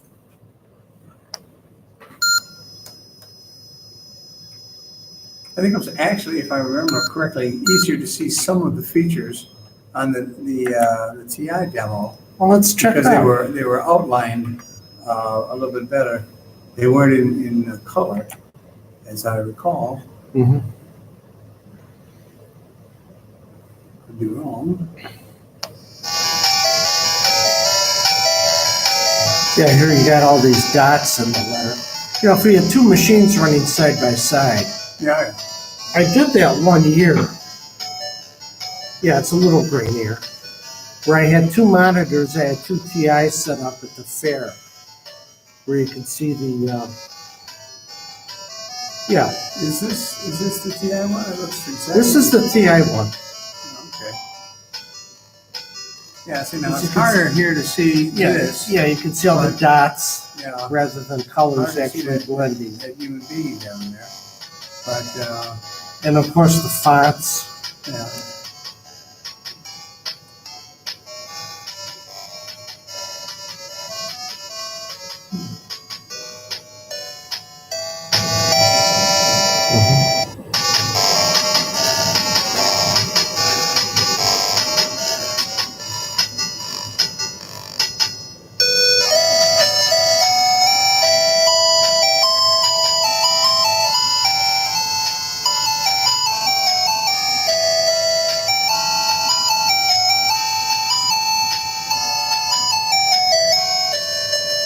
Yeah.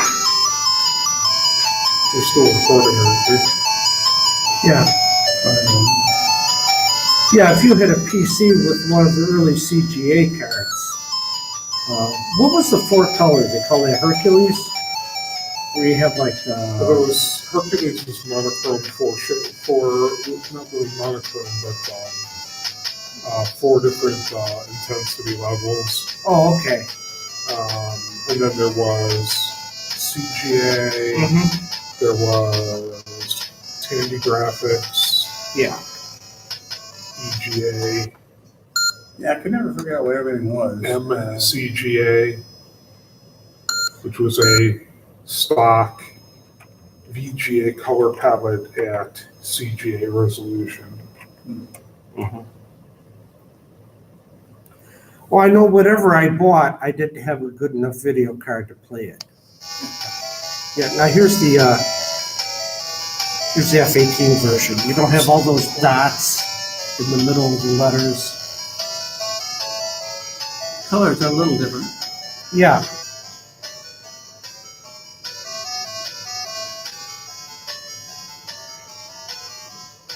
But basically the same. yeah, unless something's specifically written for the F-18, you're really not going to see. And here this figure is a little, stands out a little bit better. Yeah, when they showed the scene inside the house with all the stuff in the wall, shelves of the cupboard. Yeah. Yeah, this scene's better. Because the night You see sky the wreck is. in the background better. Yeah. Yeah, this scene.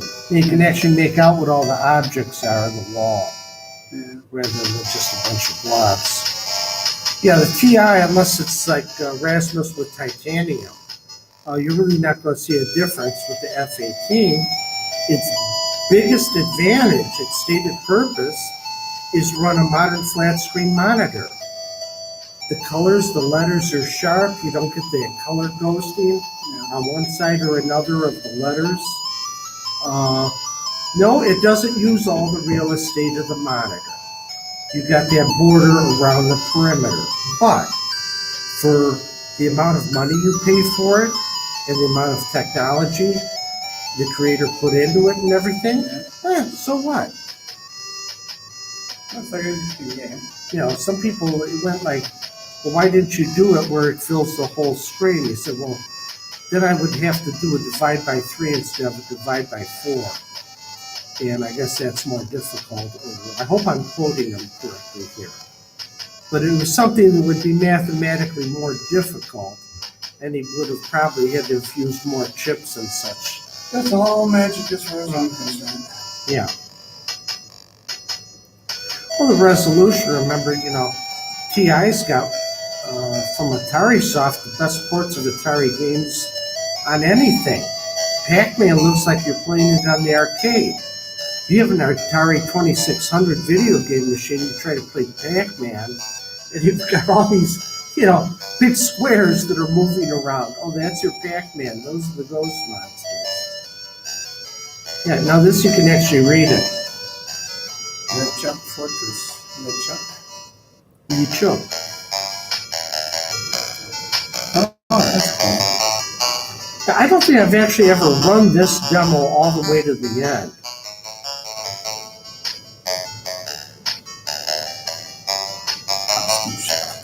Yeah, but so being able to run a, Yeah, so I'm not getting video output from YouTube anymore. It's Yeah. something that I constantly walk away. Yeah, well, look at this carnival.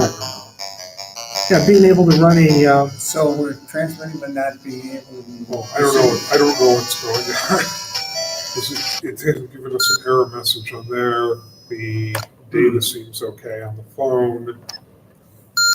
I don't know if anyone on the chat can hear us, if they can confirm whether they're still getting any video or not from us. Yeah, if anyone out there is watching and not seeing, please let us know in the chat. Do we have any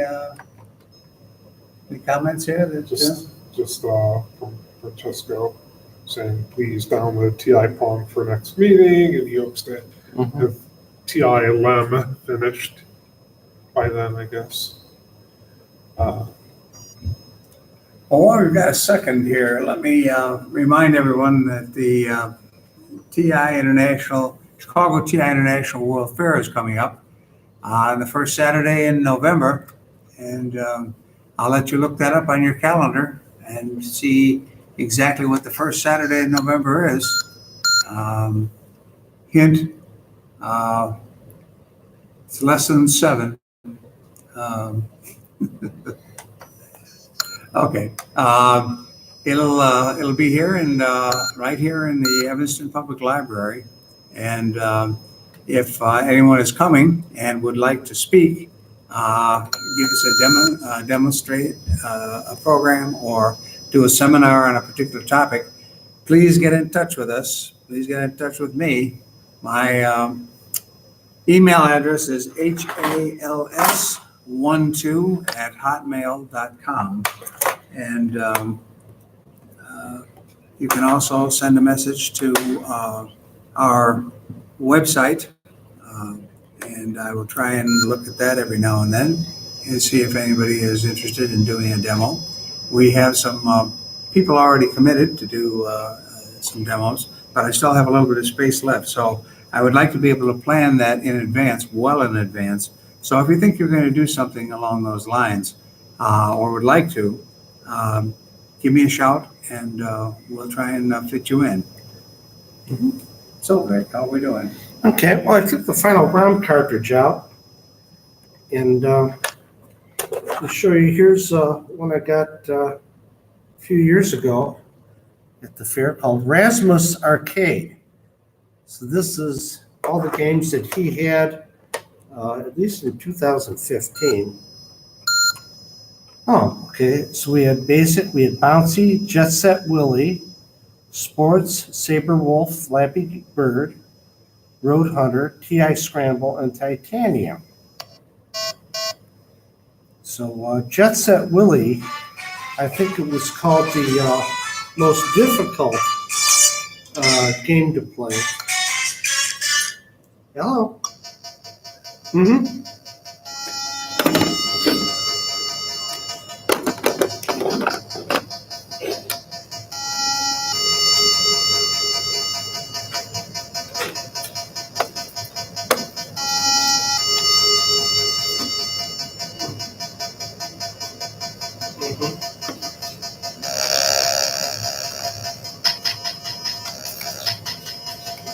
I think the fellow on the bottom here is not going to win.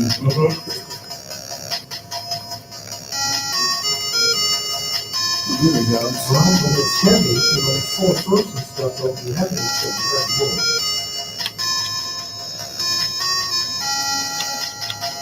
Well, Yeah, well, if the freezer's gonna slide, it's gonna be very. are you getting the picture Yeah, there? I can glitch my video acceleration. Oh, Well, I have no idea what it YouTube does. seems to be acting more and more, and Google seems to be acting more and more like malware every day. This is interesting. I have to make You have this. to go back and forth rapidly to make them run. Is that what that is? The slick stick would actually be very good for that, but it's got very short throw. okay. Yeah. Maybe do that. And more working from the slowest 100-meter dash. Well, considering he was only walking at one point. Is this really the only way to make this thing work? Yep, that's how the original game was 2 arcade-style buttons.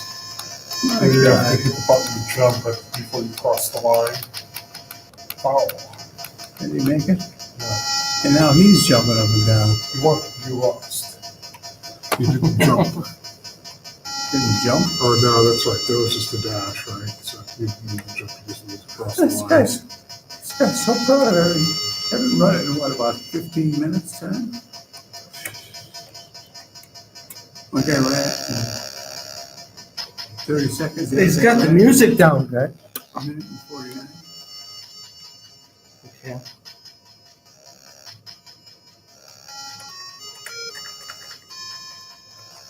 Okay, it is arcade, it is joystick only.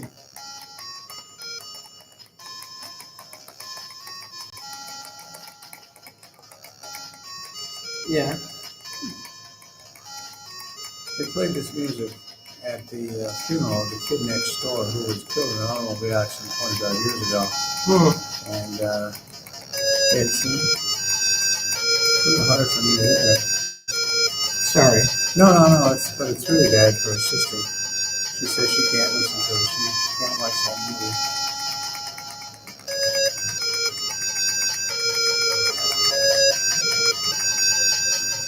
Okay, so what was the second guy's time? 43. I pretty much guarantee I can't do a 100-meter dash in 43 seconds. 43 seconds. Once upon a time, I could do a 1 minute quarter mile. That was more than 50 years ago. Otherwise, bad things happened if you didn't do it, right? Yeah, I was in the army. Yeah.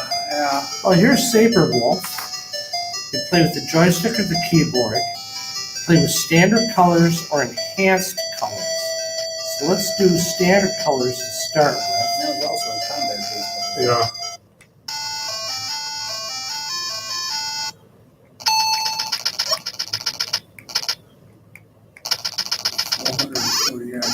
I ran that far this time. He carried me out on a stretcher.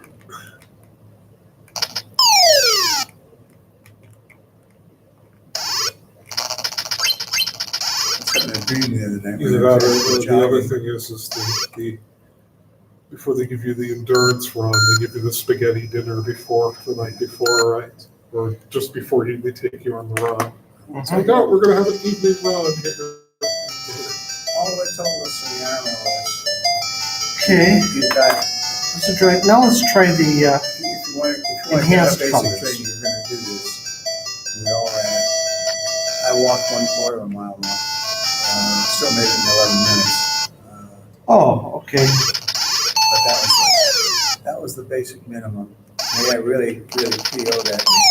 But I maxed a couple of the other events, like the low crawl and the bars and stuff. And they said, you're going to add 600 points. I said, I'm out of basic training. That's all I care about. I'm getting Nobody We're getting remembers pounded here. 100 years.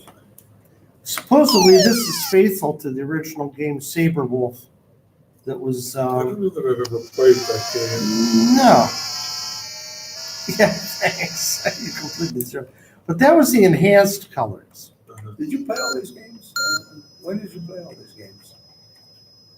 When did you have the time to play all these games?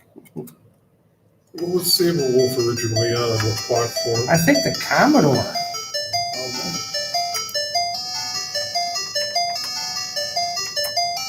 And what are you supposed to be doing in this game? It's a good question. I think you're supposed to be sabering wolves. Is that what you're supposed to be doing? I can't seem to change the options there on that screen. Or And these are, mosquitoes? is that what those are?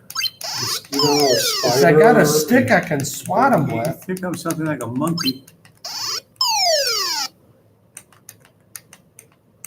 I think I'm supposed to clear the screen of all these opponents. Oh, There we it is. go. Yeah, you snuffed out one of them.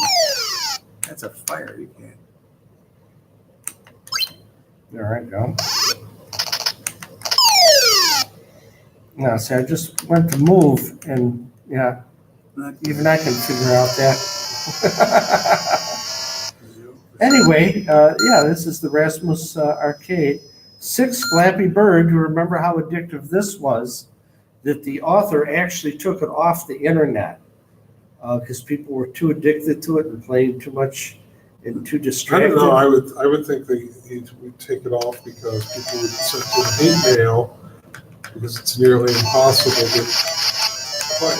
By pressing the fire button rapidly, every flap moves the bird up, and a pause between flapping, he drops down for gravity.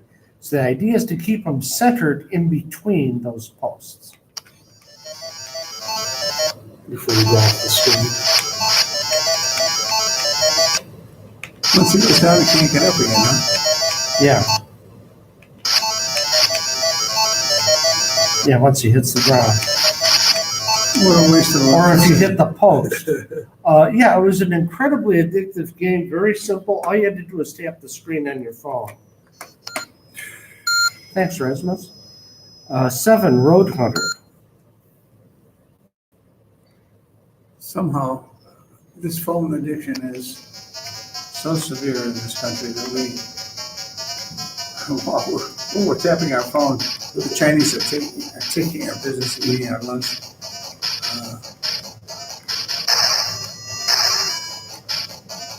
So you have to hold the fire button and move the joystick forward. What is that? To accelerate. Shooting sound. Is this guy shooting at people on the street? No, but I think he runs into people. Oh, yeah. Oh, I picked up the missile. This is a report of Spy Hunter. Yeah. You get different weapons and Out of fuel. and defenses. Okay, it's on the last guy. And then there's a button to re-equip, refuel. Will bring a truck out on the road that you have to. Can you actually Right up shoot into people it. while you're on your way? Yeah, you can, but you lose points. Yeah, there's you that- lose points if you hit a civilian vehicle and not a enemy opponent. I don't know how you know your enemy opponent. They all, I think in the original Spy Hunter, they all are like dark blue. There. Now, if I pick that up, see, I picked up that thing that looked like a rocket, and I was able to shoot opponents with it. Oop. I don't know what I just picked up. Bouncy. Press fire. Okay, this one is the, you are the bouncing ball, and you're trying to move across this maze, and only the blue squares exist. Ugh. You're in an elevated position looking straight down. Yeah. How do you get to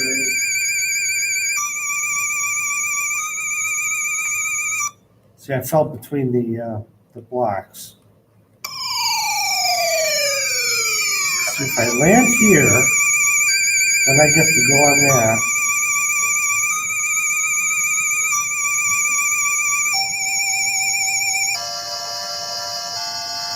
Guess you have to pick up all those things. And I bounced real high when I hit that green square.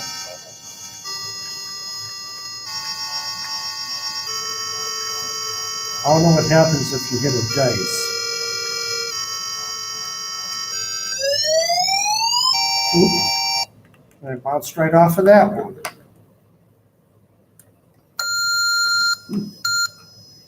Bouncy, Jet Set Willie, Sports Games, Saber Wolf, Flapper Bird, Road Hunter. We did TI Scramble and we did Titanium already. So this leaves the world's most difficult video game, Jet Set Willie. Oh, yeah.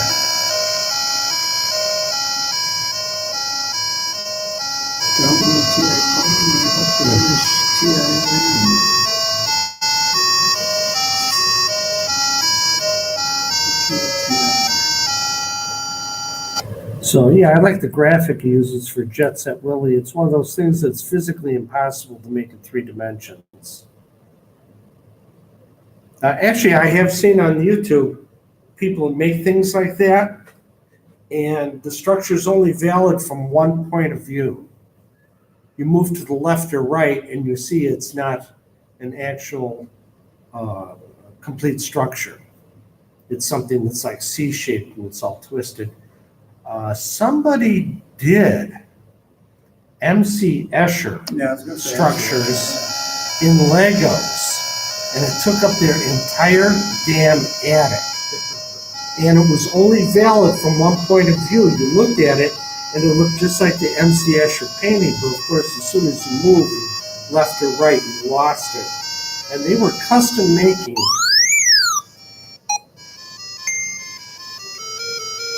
Okay, so you gotta ignore that flappy toilet. And if you go through this wall here, you encounter that mean hot dog that you can't escape. So you gotta go here and you gotta go up. Then you gotta wait for that flip-flop dumbbell thing to go across. And then you gotta jump across.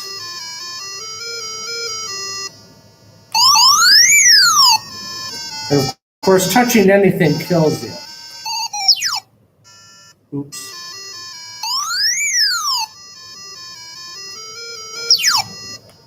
Hit that again. Maybe if I go down this ramp.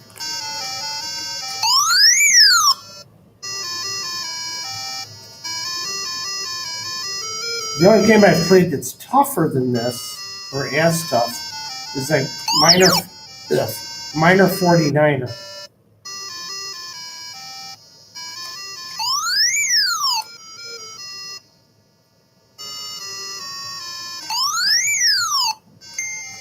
Okay, we got the shower.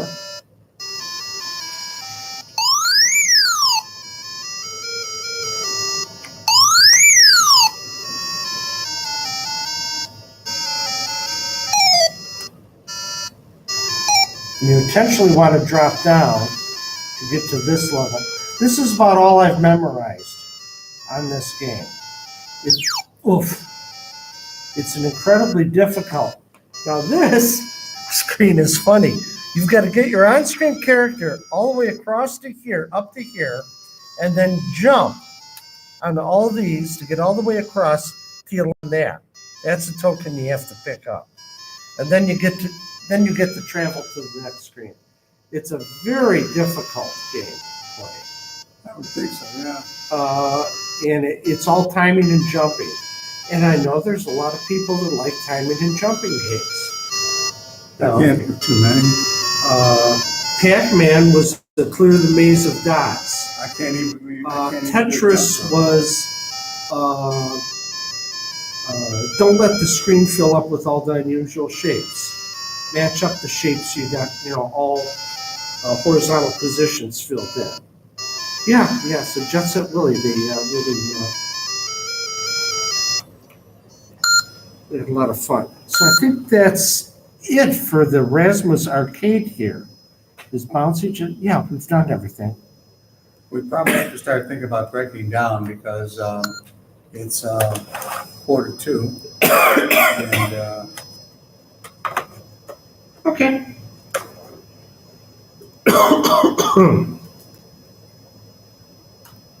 If you want to. Okay, so just a reminder, TI World Fair, November 2nd. oh yeah. Well, one more time. The Chicago TI International World Fair will be on November the 2nd, right here in beautiful downtown Evanston. Here at the library. Here at the library, and if you have any desire to speak or to demo anything at the fair, please let me know well in advance so I can schedule you in. If you're looking for a hotel, there's quite a few hotels in Evanston. I can recommend several, but I won't because if you can't get a room there, you'll be disappointed. At any rate, check out the the City of Evanston site that has all the hotels listed on it. And there are Hyatt hotels and Hilton hotels and all kinds of hotels. There's a very nice, the Margarita Inn is a European style hotel that does not have all rooms, all suite, but nevertheless is an excellent location. And there's a beautiful museum next door that is a clock museum and a stained glass museum right next to the Margarita Inn. Excellent museum. Not inexpensive. It costs, I think, $15 to $18 to get in there, but it is well worth the time and the money. At any rate, enough of a promo from me.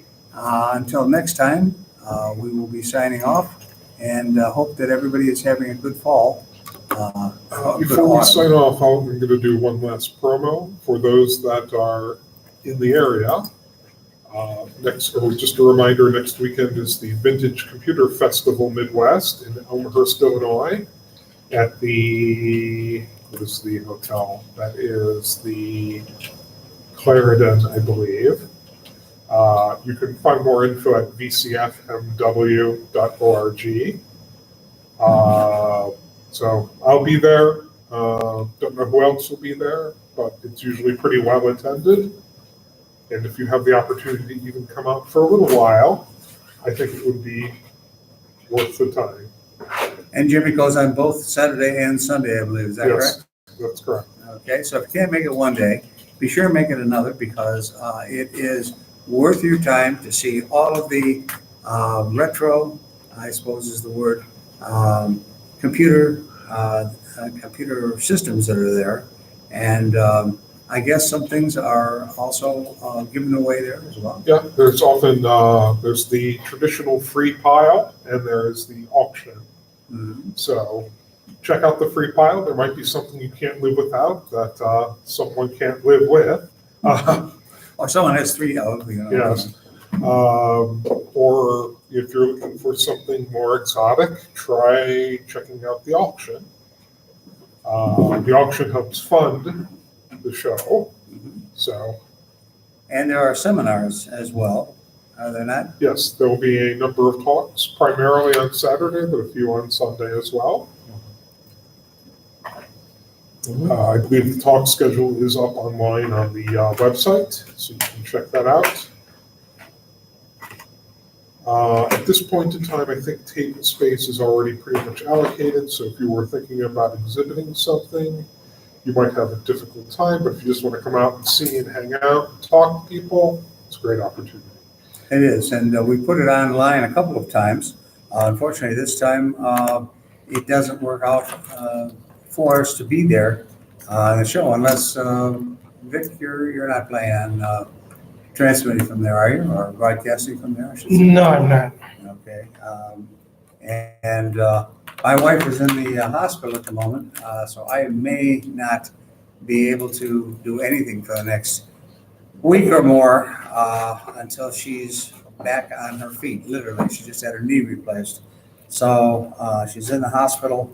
We're going to get her into a nursing home, and I will see what happens from this point on. I guess that's about it. Yeah, in So- any event, I'll be there, so please come by and say hi. I'll probably be one of the guys with a TI exhibit. And I guess we're Yeah. getting it turned around so that Yeah. people can actually see me, so See. they know who to find and say Yeah. hello to. Yeah. So I'm Jim Mazurek. I'll be hosting the Chicago TI Users Group display there, as well as a bunch of other things. I think also the SDF Public Unix Access System stuff I'll also be responsible for. So I should be running around, but I'm there. And there's an awful lot happening. Is there a dinner on the Friday, I believe? So we have gotten large enough that it's difficult to schedule a official large group dinner. So usually what it does is people break down into their familial groups and go off at a designated time. There is, what is the ginormous mall over in Oakbrook Terrace there? I don't know, Yeah. there's tons of places to eat, down the road around the corner from it. Lots of places to eat. And we do, by the way, at the Chicago TI International World Fair, we do have a Friday night get-together, which usually, or in the past, has taken place at the Holiday Inn here. And I will try and schedule this again to have that room. We have a room all to ourselves. It's the morning breakfast room, and they don't normally serve dinner in there. But since we are a fairly large group, they've allowed us to use that, and it makes a nice start to the fair so that everyone can gather and talk and eat together, and then sometimes go off to other locations and do a little computing or just sit around and talk, or Right. in some cases It's just a good have a beer. opportunity for people that are local or arriving early to kind of get together and share a meal before the event. Yeah, and there will be also a Sunday at the fair. There will be a Sunday get-together at the Burger King usually, where there will be survivors from the infamous pub crawl are gathering and having something to eat and drink and cure their hangovers a little. Hopefully cure their hangovers. Now, Vintage Computer Festival, that's at a different hotel than last year. Right. This is at the Clarion in Elmhurst, Oh, okay. rather than the Elk Grove Village in.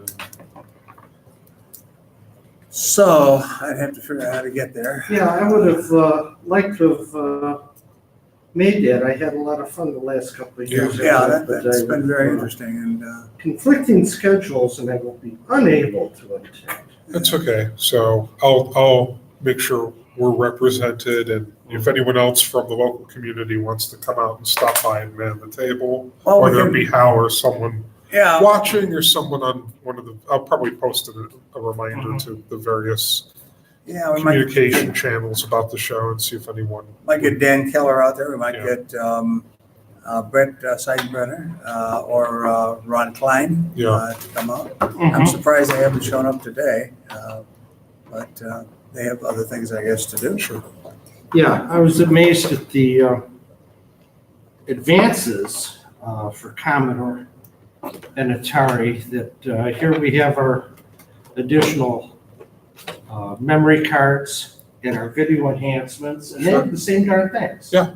Yeah, for theirs. Well, I mean, it's a common problem. It's like, what do you do with aging, how can you make modern mass storage work for you? Yeah, And that what do you replaces. do with aging media that, Yeah. no one's making in any quantity anymore? Yeah, that replaces that suitcase-sized Yeah, PEB. P-box for the TI home computer. This you can carry around in your pocket. The P box, not so much. Not unless you have a very large The pocket. Jolly Green Giant. And that's has your 32K, What is and that's the adapter you needed. Yeah. That has a 32K, that has the oh no, I've got one, thanks. RS-232 connector on it, the printer connector. Yep. And has a power input. You still need a battery or a wall transformer to run Yeah, I it. can imagine there's some active But, components on there. And there's only so many P boxes, and that little compact flash card holds over 1,000 virtual floppy disks in .dsk format.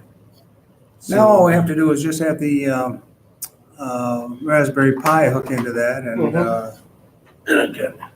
then we're on the internet. Here's the cartridge that replaces every cartridge ever made. Go ahead and pop the SD card out, push it, spring loaded. You can have like 1,000 cartridges on that one card. And here's one cartridge as an example. Right. So now on So your this would have been one particular program module, program pack, or whatever you want to call it. Although this is a multi-arcade one. yeah, that's the Resmus one. Yeah. But as an example, here's the TI Disk Manager. Yep. And again, Single software package, as they called it, solid state software. Essentially one program title, pretty much all of your program titles. All the good stuff. So, yeah, I mean, storage and communications are typically the two biggest things, followed by system performance and video output. System storage, communications, and video are kind of the things that you have to kind of tackle as your equipment gets a little older. That your CRT-based displays may either be not working today or may be less desirable than a flat screen LCD display. And then, as I said, carrying a P box around versus a nano PEB or CF7 card. The CF7 or nano PEB is much easier to deal with as far as moving it around or storing it or finding desk real estate for it. I'll be back in a second.